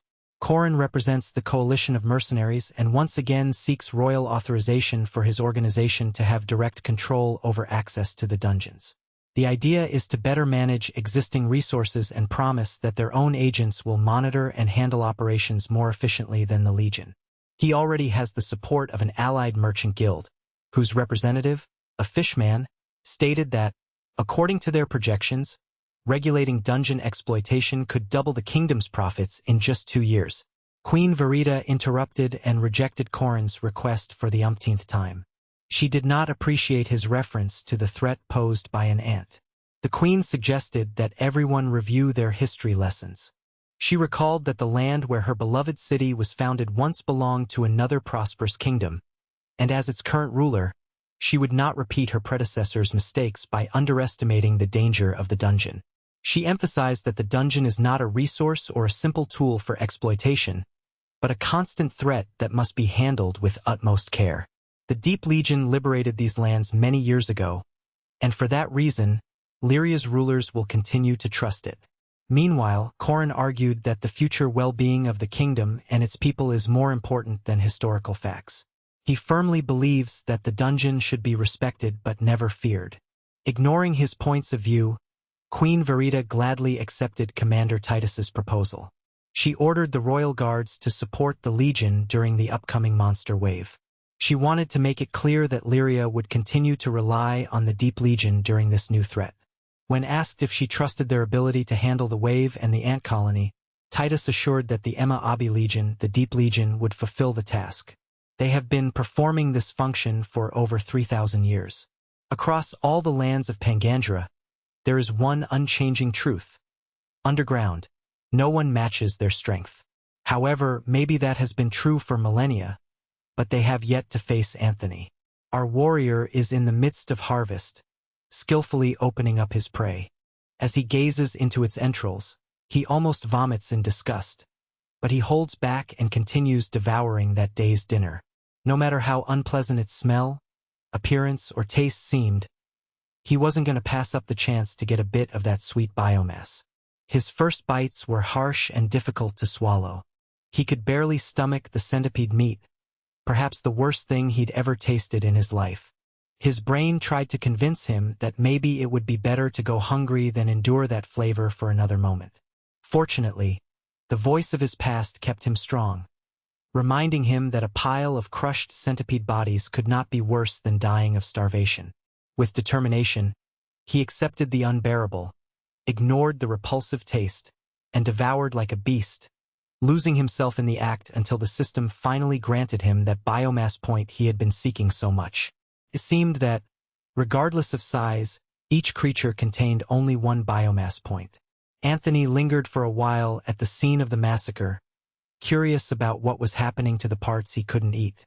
After a few moments, the shells, claws, and legs began emitting a bright light, which he found unsettling.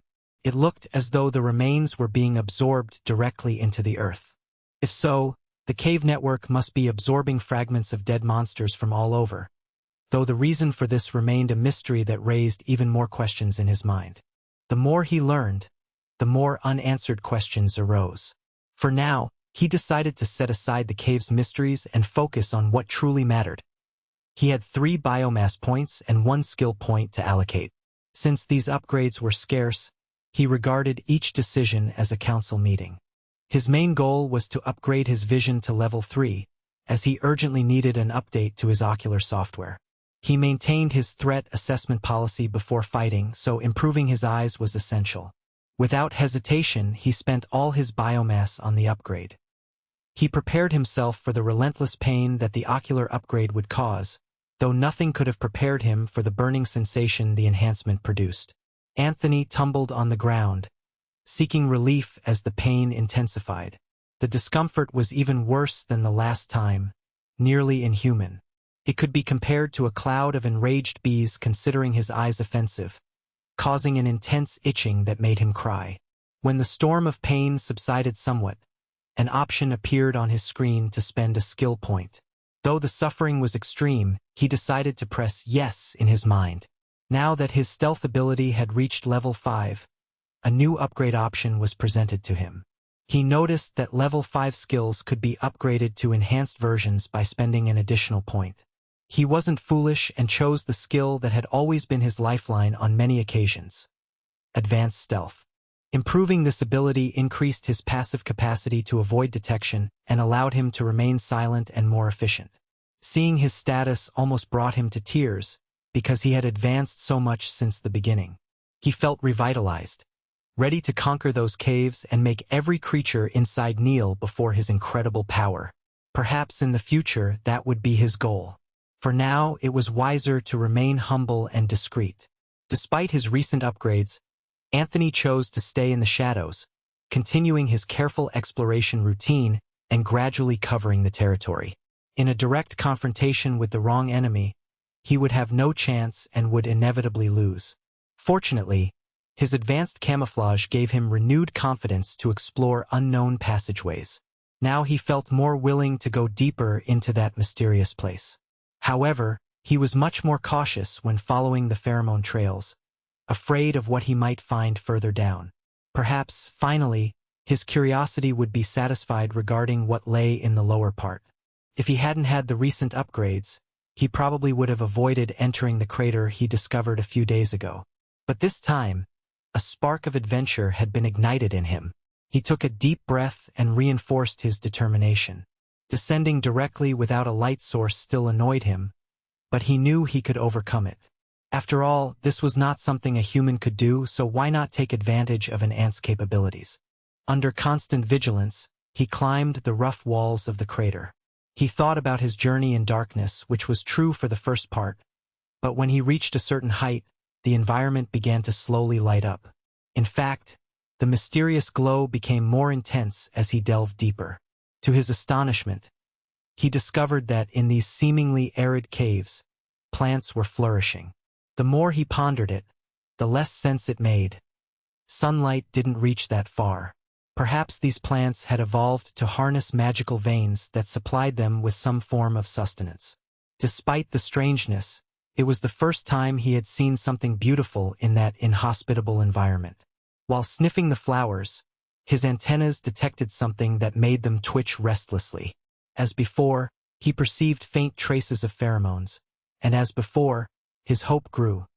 Perhaps his clan, his tribe, his ant brothers were nearby. He felt proud of having chosen the right path, even if it was frightening. In his mind, he built the image of a brave explorer from his colony, descending into these basements to pursue the thieves who dared attack the base at the top of the cave. Anthony yearned for his effort and bravery to be recognized, having survived alone from the egg in that hostile place. As he walked distractedly toward the source of the pheromone, he came across another fork. The passage abruptly ended, splitting into two tunnels.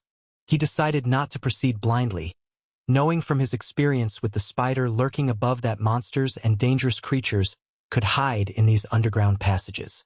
For now, he preferred to risk taking a wider, less lethal route, prepared for a tactical retreat if necessary. As he traveled along the path, Anthony encountered something that left his jaw dropped. Before his eyes unfolded an impossible sight. A luminous forest of trees, grass, fungi, and all kinds of plants glowing with their own light. Cautiously, he traversed that bioluminescent forest, beneath the shade of mushroom caps emitting a dim glow. The radiant flowers swayed slowly in the wind, accompanying every blade of grass that crunched softly. The scene was so incredible that Anthony couldn't help but ask Gandalf what the hell was happening in such a strange place. He never thought he would find such a lush ecosystem in such a dangerous environment. How could an underground space of such magnitude exist? He couldn't see the other end of the field. At a glance, the ceiling seemed about 60 meters high. After the initial shock, fear began to rise, as the idea of what might be lurking in those shadows overwhelmed him. If such a vibrant ecosystem thrived there, it was surely full of dangerous creatures. Yet, a small ray of hope anchored his spirits. Perhaps somewhere in that vast cavern was his colony. Maybe he would have to travel farther than he had imagined to find it. Perhaps the explorer inside his mind had crossed the same area on its way to the depths of the cave. In any case, venturing into that space seemed like an obvious decision. And though the thought of it felt somewhat overwhelming, he couldn't deny that the scale of the place awakened a persistent fear. Those exotic and exciting lands coexisted with the uncertainty of not knowing what was happening in those vast open spaces. What if the creatures there were of colossal size? How much biomass could accumulate in such a prosperous scenario? Shaking off those useless and unfounded hypotheses, Anthony forced himself to reinforce his determination and to keep an optimistic attitude. After this first exploration, he decided that the best course was to return to safer places, at a height where he could level up and obtain mutations. They still had species from which they could extract biomass, and thus he justified his decision, convinced that he was not a coward. Before venturing into that unknown and luminescent territory, he thought it wiser to master what he already knew. He set out to level up and acquire new mutations, preparing himself for the next incursion into that enigmatic space. Changing his perspective gave him a burst of energy. When he emerged from the crater, he returned to his temporary refuge, where he had been living in recent days. However, now he felt greater pressure from the passage of time, aware that the main tunnel must be connected to the cave where the human soldiers were. He knew that if they managed to arrive and expand their domain, he would not only lose the experience and biomass rewards but also be left without useful information for his strategy. The situation required speed and bold decisions. Knowing the urgency, he understood that he had to relax a little, but without fearing to risk himself in order to accelerate his progress and protect what remained. With no additional resources or biomass to improve his capabilities, descending through the crater could end his life in an instant. He activated stealth mode and began hunting quickly, as if time was running out. To maximize his gains, it was better to focus on creatures he had not yet consumed, thereby securing the extra points granted by Gandalf. Trying to face a huge crocodile alone would be madness. These animals were more dangerous than any other beast in that place because they were apex predators. The most attainable targets were the carnivorous slugs, viscous creatures that he could barely study due to lack of time. So he decided to act improvisingly. Upon spotting one of these slugs, he examined it more closely, and the impression was not promising. It measured about twice his own body length, with a length falling within that range. Its long, slimy body was topped with twisted spines at the back, leaving a thick trail of mucus wherever it moved. It is believed that this viscous substance helps lubricate its movement and increase its speed, though Anthony could only speculate. For now, he thought about using acid to surprise the creature. From above, he directed a precise jet at the tip of its tail, but, to his disappointment, nothing happened. The slimy snail seemed impervious to his chemical attack, continuing on its way without noticing the threat. The mucus coating its body appeared to block any corrosive effect. Trying to bite it with his jaws might be useless, as they would likely get stuck in the viscous substance. The slime barrier he used was the worst possible defense against his kit. Moreover, the method was clearly disgusting. However, Anthony still had a card up his sleeve: human intelligence, which allowed him to devise more effective strategies. In fact, the trick he thought of was one that even ants on Earth would have used. It was a method he had previously applied against spider webs. He took a stone with his mandibles and aimed carefully. He stealthily approached the slug from behind, taking advantage of its slow pace to get closer. Once at a short distance, he threw the stone forcefully to see if the creature would react. As he expected, it did not respond. It was unclear whether the slug even perceived his presence. Anthony activated the stealth mode again and began his attack. He collected stones everywhere and threw them at the slimy skin. His goal was for the stones to accumulate mud and absorb the mucus, hindering its movement and draining its sticky substance. After piling up several objects, he observed whether this caused any reaction. Positioning himself right above the slug, thanks to his advanced stealth, he fired acid once more. This time, the colorless liquid shot out in a jet and began to burn the surface of the animal, leaving a hissing sound of membrane melting. The attack was effective. The acid made an impression on the creature and achieved its goal. It might seem a bit daring to do this, but it worked and caused significant damage. Hearing the sizzling and smelling the burned flesh of the slug, Anthony felt nausea. Just when he thought he would have an easy opportunity, that viscous monster twitched to turn in his direction.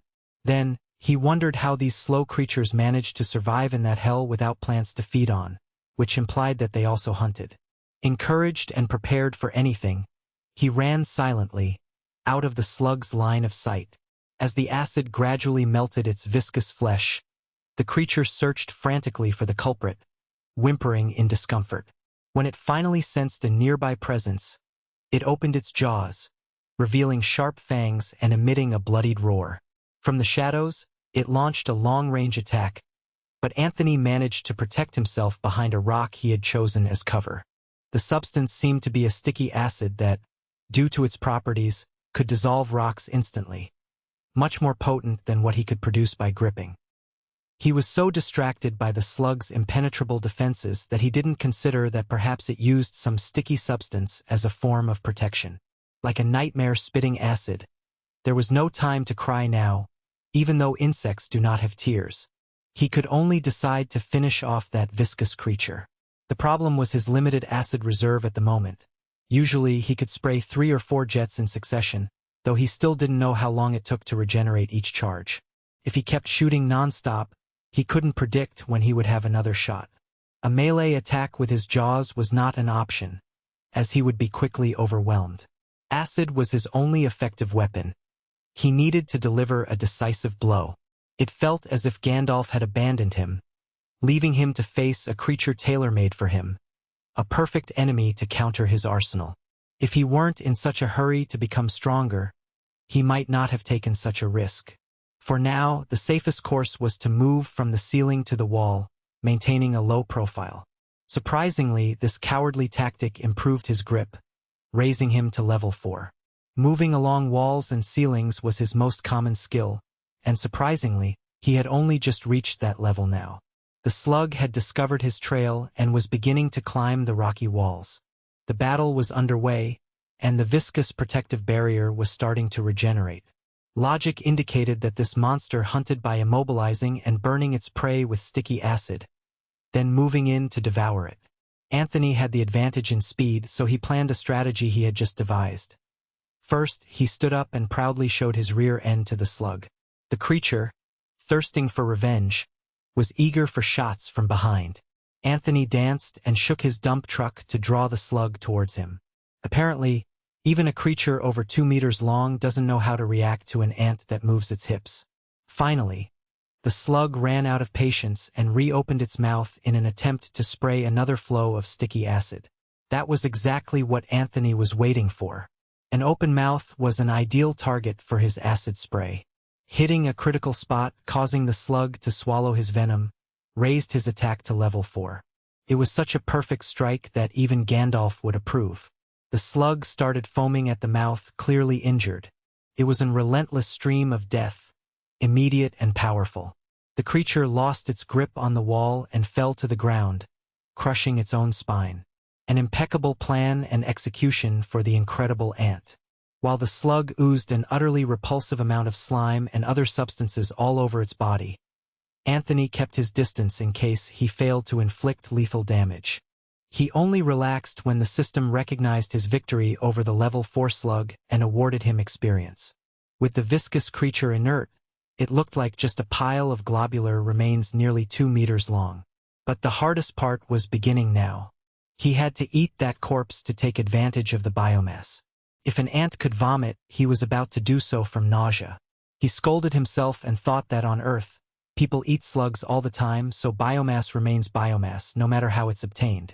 Although at first it seemed that a layer of slime still covered the creature, it ceased producing that repulsive viscosity after its last breath. To speed up the drying process, it dug a bit of dirt to absorb the slime. Putting dirt in its mouth and covering itself with the nasty substance was not the best way to start eating, but it knew it had to endure it in order to evolve and grow stronger. Once it managed to dry out a good portion of the slug's body, it took its first bite. The texture alone would be enough to drive even the most adventurous eaters away. The slime didn't help either. Nevertheless, Anthony persisted, without many complaints, alternating each bite to find the tastiest part of the carcass. Midway through its uncomfortable feast, its stomach began to feel as if it was about to explode. Luckily, the system showed mercy and provided the biomass of the coral slug. It couldn't eat the rest of the carcass immediately, but since nutrients were scarce, it decided to bury it to preserve it for later. Time was pressing and it needed to pick up the pace. Naturally, this haste carried risks. To mitigate the dangers of rushing, improving its acid gland and its main weapon further seemed to be the most sensible strategy. The creature had been enormous, but Anthony still had enough energy to explore the tunnels in search of more opportunities. Not far from its hunting area, it spotted an old acquaintance, the spiny lizard. Seeing another one of these animals made it feel a bit nostalgic for its first official hunt. The next target was clearly defined. This time, it could likely reuse some elements of its initial attack plan. Using the terrain of the walls and the acid would be enough to confront the creature. Setting a trap would have taken too much time, and a direct confrontation using its acid and mandibles would be an excellent test to evaluate its current combat level. Thanks to its improved antennas and advanced vision, nothing escaped its radar.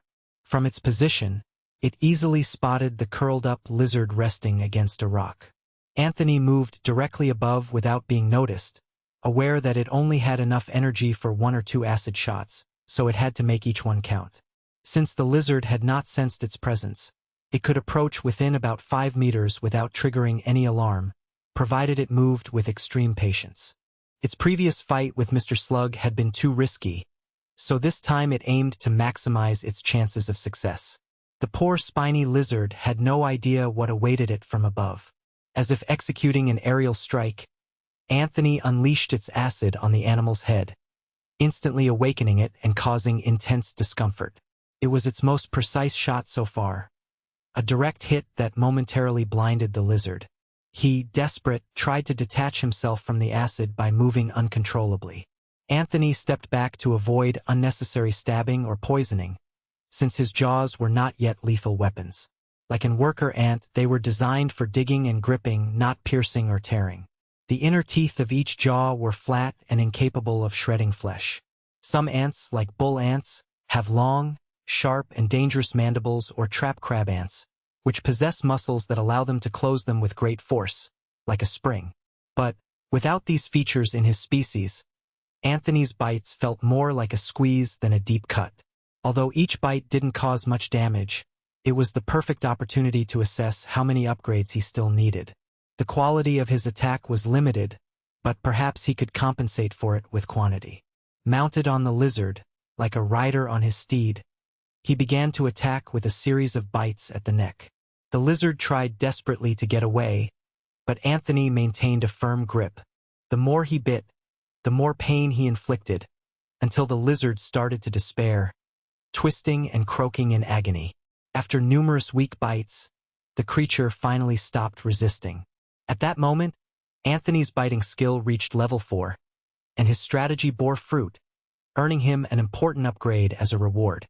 He felt a great sense of satisfaction for having defeated the spiny lizard through perseverance and determination. On the surface, Commander Titus was in his office, reviewing an endless pile of papers. The task of organizing everything needed for the great expedition had been exhausting him in recent days, and silence seemed increasingly elusive. The Queen's decision to send the royal guards as help was unexpected but extremely valuable. His legionnaires awaited regular soldiers to fill the gaps in the ranks. Although these still had merit, their quality and discipline were far below that of the royal guards. From the moment they arrived at the dungeon, everything went more smoothly, and preparations accelerated. The situation truly began to change when the Queen's name was mentioned. Titus, looking at his desk, wondered if he could find more stone wood when he re-entered the dungeon. The texture of that material, with dark veins and flashes, seemed perfect. In his youth, he had carried a single piece of that wood on his shoulders to build his office desk. To this day, he hadn't found a more suitable material. Since he had crafted the furniture himself, he included a secret mechanism, a switch that opened a hidden compartment. Inside that secret space rested jars filled with a radiant blue liquid. He sighed and rolled up his sleeves, revealing a curious tattoo on his arm. At first glance, it seemed like a magical inscription carved directly into her skin. She picked up one of the vials and poured its contents onto the center of the mark. When the blue liquid touched her tattoo, it lit up and began to merge. Titus clenched his teeth, clearly feeling pain from the strange substance.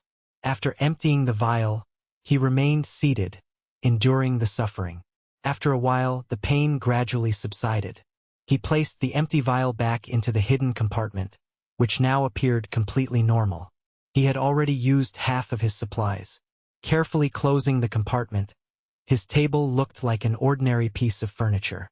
However, he knew it was time to return to what was most fitting for a good legionary: the dungeon. He stood up and took the mighty axe that had been hanging in his office for too long. It was time to sharpen it again, because a responsible soldier always ensures his weapon is ready for action. In the dungeon, known among legionaries as the Novice's Cave, soldiers at that moment were escorting shackled prisoners. A level 30 fire mage and a level 29 scout were arguing among themselves. Neither of them knew why they were bringing the prisoners to this dangerous place. But one thing was clear: neither would return alive to the surface. The only certainty was that, deep within the dungeon, the induction ceremony was taking place. The Legion veterans never discussed what happened during that stage. The Deep Legion has a history of over 3,000 years, shrouded in mystery, and most still know very little about this private force that once saved civilization. But that no longer mattered to Mirin.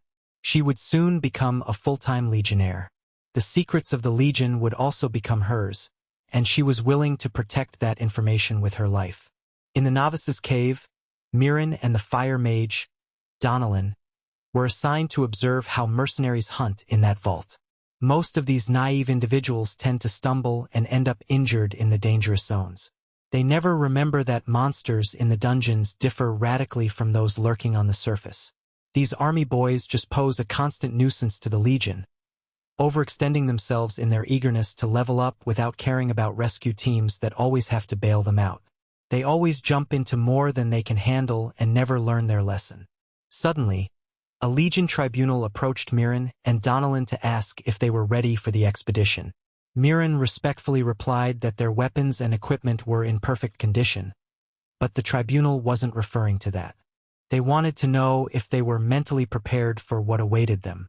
In that environment, a mistake by the commander or the battleground could mean the end of the mission in an instant.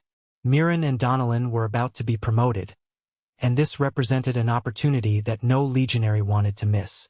However, they knew that the celebration could not distract them, as in a few hours they would begin cleaning the upper area to set up the advanced camp deep in the forest. Meanwhile, Anani resumed his routine of hunting and feeding. A day of intense activity and sacrifices was behind him, and as expected, risking more had brought him greater rewards. The situation forced him to act more aggressively, a price he had paid. Motivated to verify his progress and the incredible amount of resources accumulated, he opened the status window. After somewhat hesitantly ingesting a scaled lizard with crunchy spikes and the remains of a slimy coral, he gained 2 biomass points in his reserve. When he felt satiated, he continued hunting and had just found another isolated coral to devour. He took a vantage position and repeated the strategy he had used against the first creature.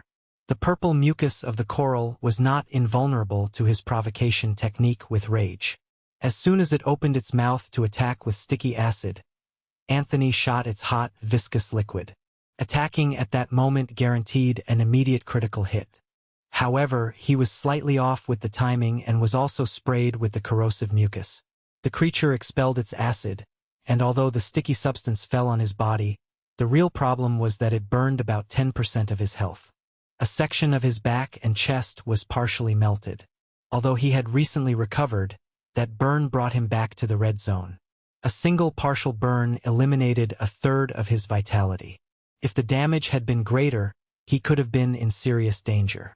At that moment, he seriously considered upgrading his carapace to boost his weak defenses, but he knew there were many other priority areas that needed attention.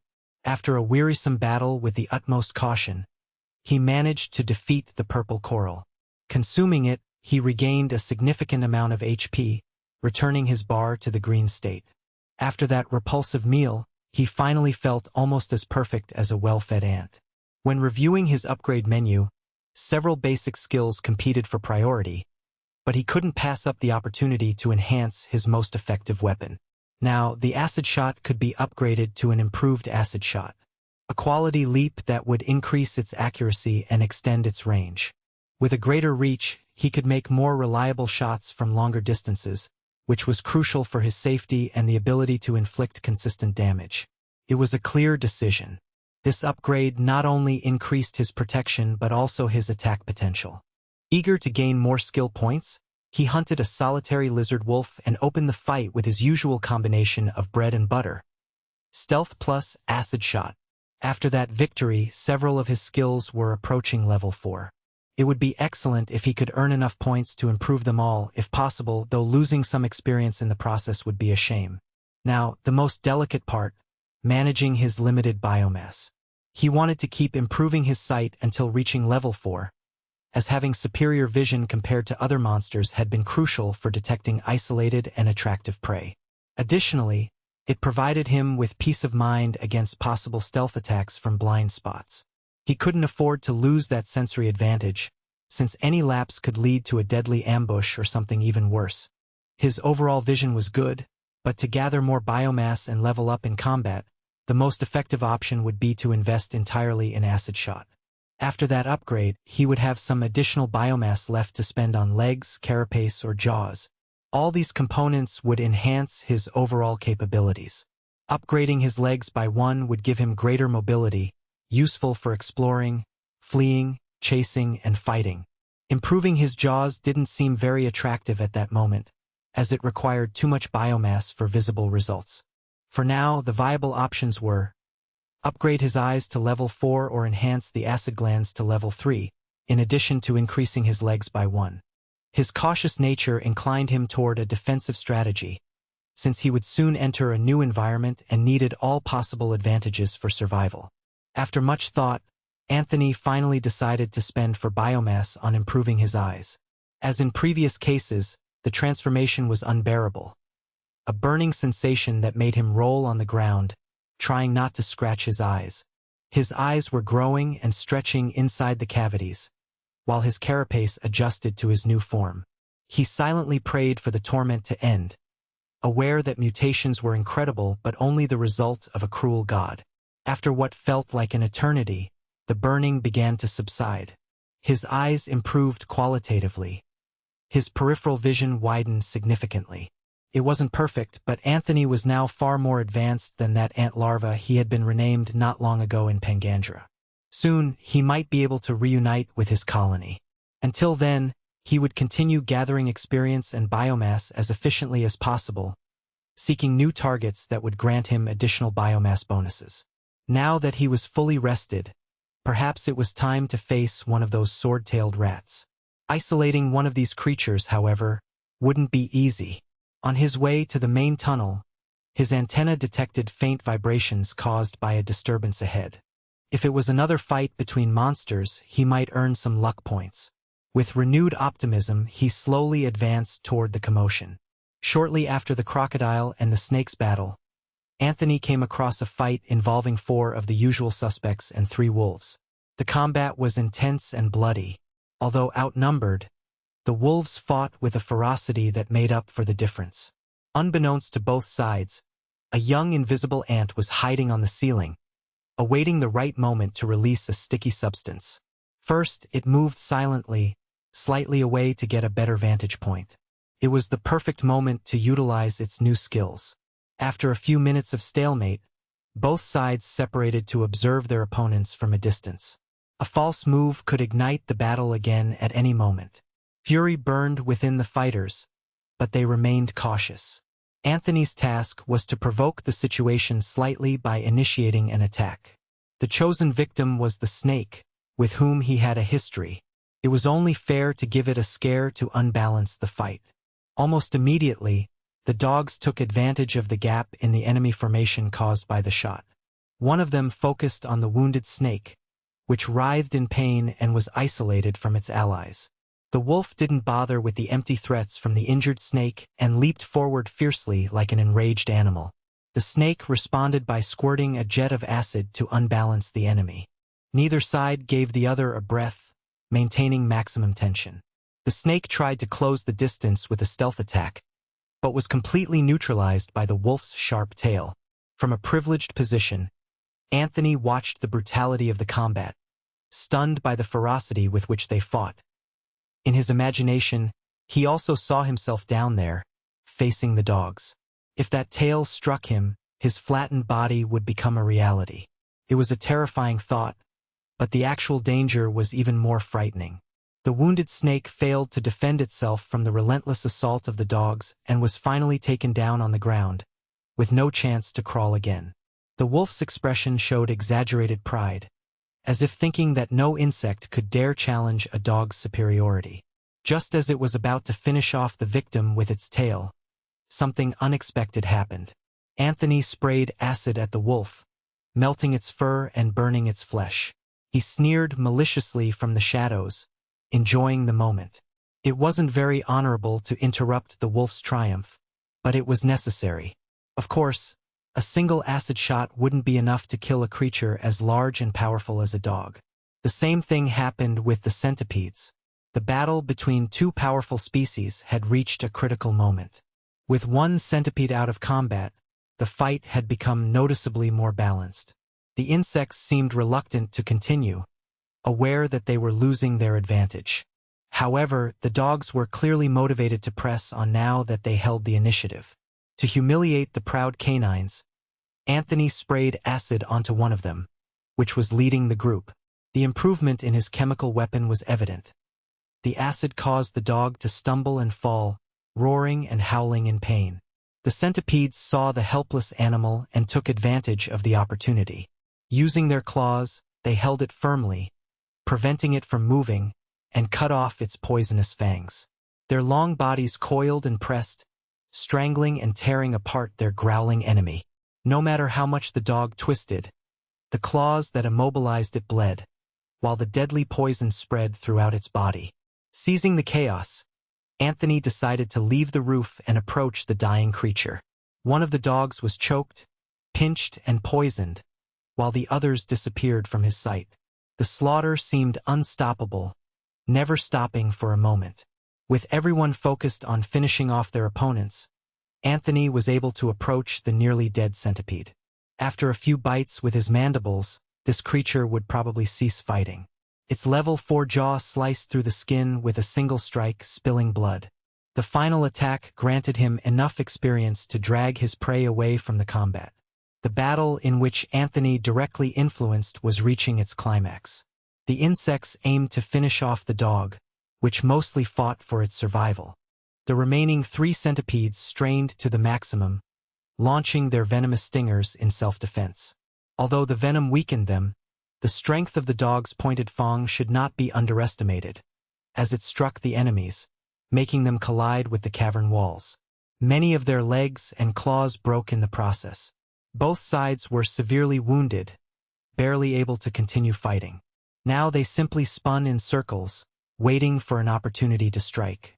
As if a hidden alarm sounded, both monsters lunged at each other, coiling and grabbing fiercely. Anthony watched silently from the periphery. It resembled a kaiju fight. When it was over, neither the centipede nor the dog had the strength to continue. Both collapsed onto the ground at the same time, exhausted and defeated. Anthony was able to walk among the bloodied remains of the battle. All these creatures were on the brink of death, unable to defend themselves. Though it was terrible news for them, it was a true celebration for our boy. He congratulated himself on seeing these stronger monsters fall into his jaws. He moved with the skill of a conductor at a concert, precisely guiding his strategy amidst the chaos.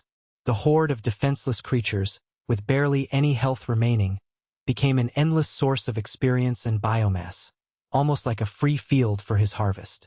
The Lupus Draco pups, with levels fluctuating between 3 and 4, and the centipedes with claws, ranging from level 2 to 3, granted varying amounts of experience, but all more than any previous loot. Anthony's experience bar shot up to the moon, reaching the maximum level and unlocking the evolution menu. The system notification was like celestial music to him. Without wasting time, Anthony dropped to his knees and raised a prayer to Gandalf, grateful for the wealth of his bounty. After finishing off his victims, it was time to savor their remains, biting just enough to absorb the juicy biomass they contained. But something else caught his attention, a persistent sound that seemed to grow in intensity. He had to consume more at all costs to maximize his harvest. For some reason, a terrible feeling told him that this noise was dangerously approaching. By biting into the flesh of the Lupus Draco puppy, a creature still not unlocked in his profile, he received an additional biomass bonus. When these puppies grow up, they become formidable wolf-dragon monsters. Anthony would have liked to stay a while longer, even just 10 minutes, but the approaching steps grew louder and closer. The idea of ordering takeout seemed futile, as he had already devoured enough meat to fill an entire litter of wolf dragons, with his stomach on the verge of exploding. At that moment, he remembered something he had read about ants in their homeland. Some have 2 stomachs. Explorers and workers don't always bring the prey back to the colony. Sometimes they eat and fill what is called their social stomach. Then, in the nest, they regurgitate stored food, a somewhat disgusting but useful process. Some workers act as tiny living pantries, horrifically fattening to feed the colony. Thinking about it, perhaps it was time to access that social stomach if his personal stomach was already brimming to the edges. Ignoring the pounding footsteps, he gave himself to a second intake in order to accumulate more biomass. The centipedes and the dead dogs were completely devoured, their flesh and entrails torn apart by his jaws. Immersed in his feast, Anthony was startled by the sight of Lampire, who was dangerously approaching his position. Without thinking, he immediately started running. All his loot would have been in vain if humans caught him. The fat from the meats in his two stomachs weighed him down, slowing his escape. Upon reaching the edge of the wall, he pushed his limbs to the maximum, activated his hooks, and climbed with difficulty. Although the difficulty increased and I avoided looking back out of fear, I could hear the human soldiers tearing apart the remains of the creatures. The den was only 10 meters away, and I trusted I could reach it before being captured. Just as I reached the edge, I saw the humans emerging into view. Their presence awakened more monsters resisting the invasion, coming out of their hiding spots.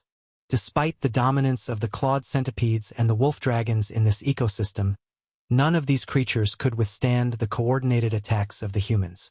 Melee weapons, magic, and arrows proved to be much more powerful than uncontrolled ferocity. Anthony, cloaked in stealth, propelled his sturdy body upward, climbing the slippery wall. The sounds of spells, arrows whistling through the air, and swords clashing flooded the cavern, turning it into a scene of monumental carnage. Luckily, he managed to reach his tunnel unseen, as he couldn't pass through the main entrance. The escape route had been prepared in advance, but now his bulk prevented him from squeezing through the small hole.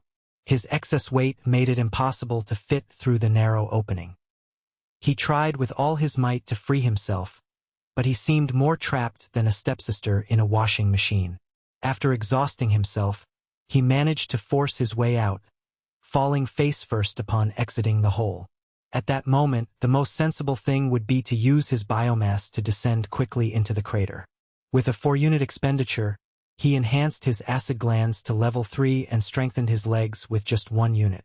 Just like his vision upgrades, increasing his acid glands was a terrible experience, burning his rear with every pinch. The sensation was horrible, but he couldn't stop. He didn't want to die after reaching the crater, so continuing to move forward became a priority. With more weight, each step would require a firm support, and he hoped that upgrading his legs from one level to the next would give him enough strength to bear this additional load. Descending into the dark crater was dangerous. At several points, he was on the brink of disaster. His improved grips and legs struggled to keep him attached to the walls. Halfway down, a massive explosion shook the entire cavern, causing fragments to fall through the crater. The humans must have blown up a nearby earth wall. That indicated they were now beyond his nest and close to discovering the crater. Without much thought, Anthony set aside his fear and descended as quickly as he could, moving away from the explosion. Staying close to the detonations would be fatal. They likely would also descend, and he only had time for one crucial task. Luckily, reaching the base without major issues, he felt a momentary relief. The journey had been exhausting and stressful, but he had managed to arrive alive. He opened the system and accessed the evolution menu. There, he received a notification offering several options for his next steps. He could evolve into a mature worker ant, remaining as a queen ant, or condense his monstrous core and expand his abilities. Becoming a worker ant would allow him to improve his stats and unlock new skills straightforwardly. Conversely, condensing his core would enable him to use production points and customize his evolutions.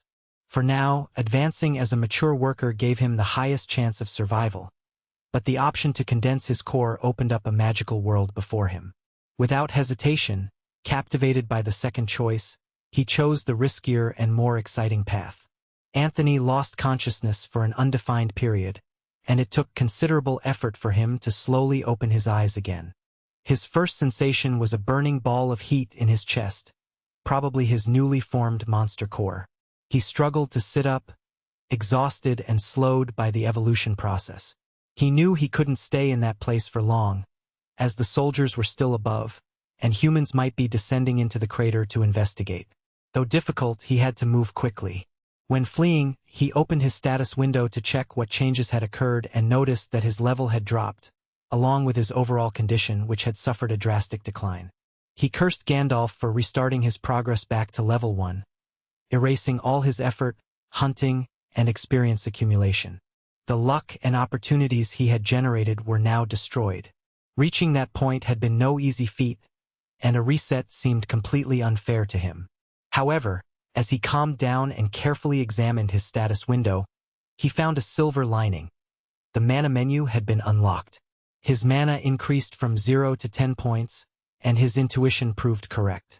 The monster core was the key to mastering magic, especially for beings like him.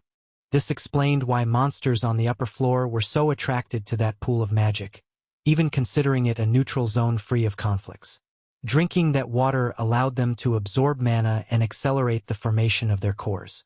Although he had shortened his own process to create his core, the significant drop in his stats in exchange for 10 mana points seemed unfair.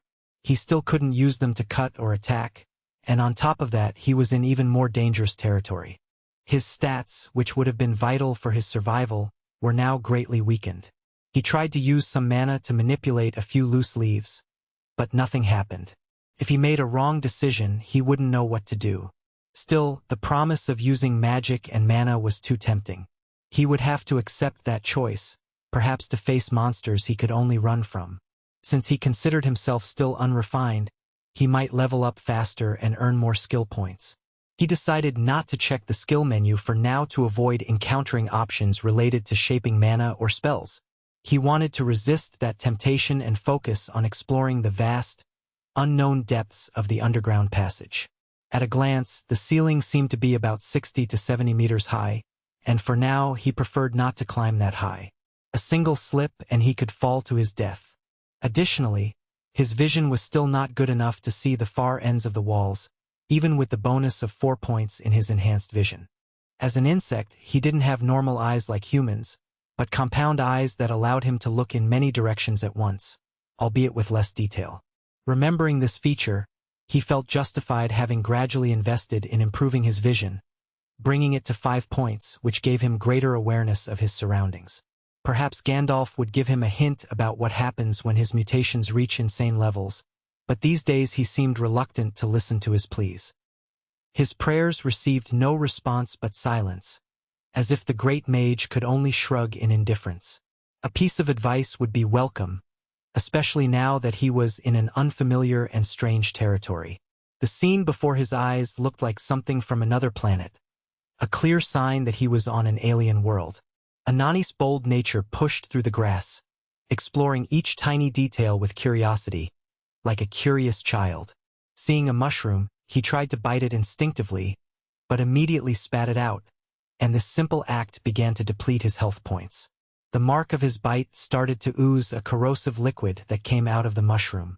If just biting a simple mushroom could cause damage, then what other dangers might threaten his life here? He mentally warned himself, never touch, much less bite, anything randomly in this area. He needed to leave the crater soon, before the soldiers who might have arrived there began their attack. As he increased the distance, he thought it would be prudent to find a shelter to hide and possibly retreat if necessary.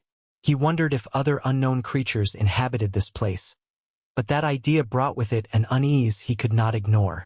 From the ceiling, winged creatures descended, noisy, with wings flapping rapidly, searching for the centipedes with armored claws on the ground.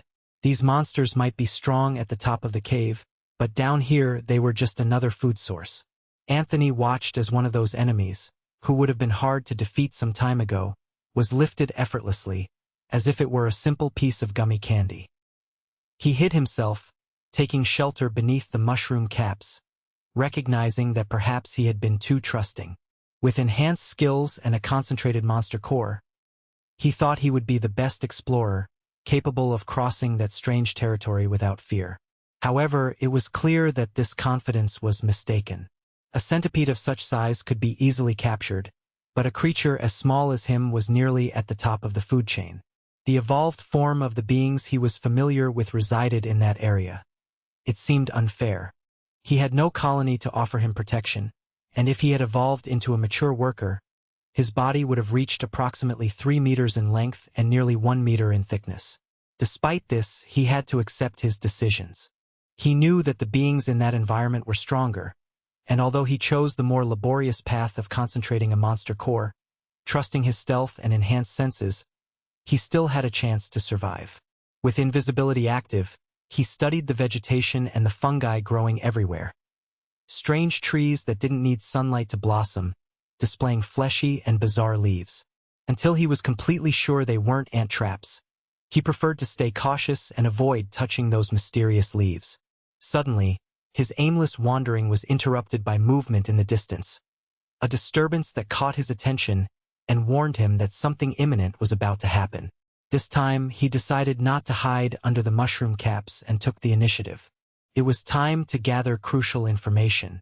Moving silently like a stalking panther, he advanced with a low and cautious stance through the forest. With his sight and antennae working in perfect harmony, he precisely located the source of the disturbance in the environment. Activating his advanced stealth mode, he surpassed the experience threshold and leveled up. It was an unusually slow progression, but the more sophisticated skills required greater use to evolve. However, the improvement came just in time. He had found what he had been searching for all along. On his path, a giant reptile appeared, seriously wounded.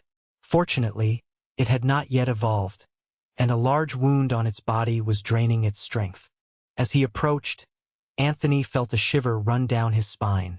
It was the first creature he saw after his reincarnation, and at that moment, he had watched it devour a live ant with evident joy. That scene was burned into his memory as a traumatic experience. If ants could dream or have nightmares, that monster would probably be the protagonist of them. Continuing on his course, he noticed that the creature was engaged in an intense struggle, clearly exhausted. Only if he managed to act precisely, this could be a golden opportunity sent by the gods. There were no other creatures in the area, and the reptile seemed to be gradually fading away.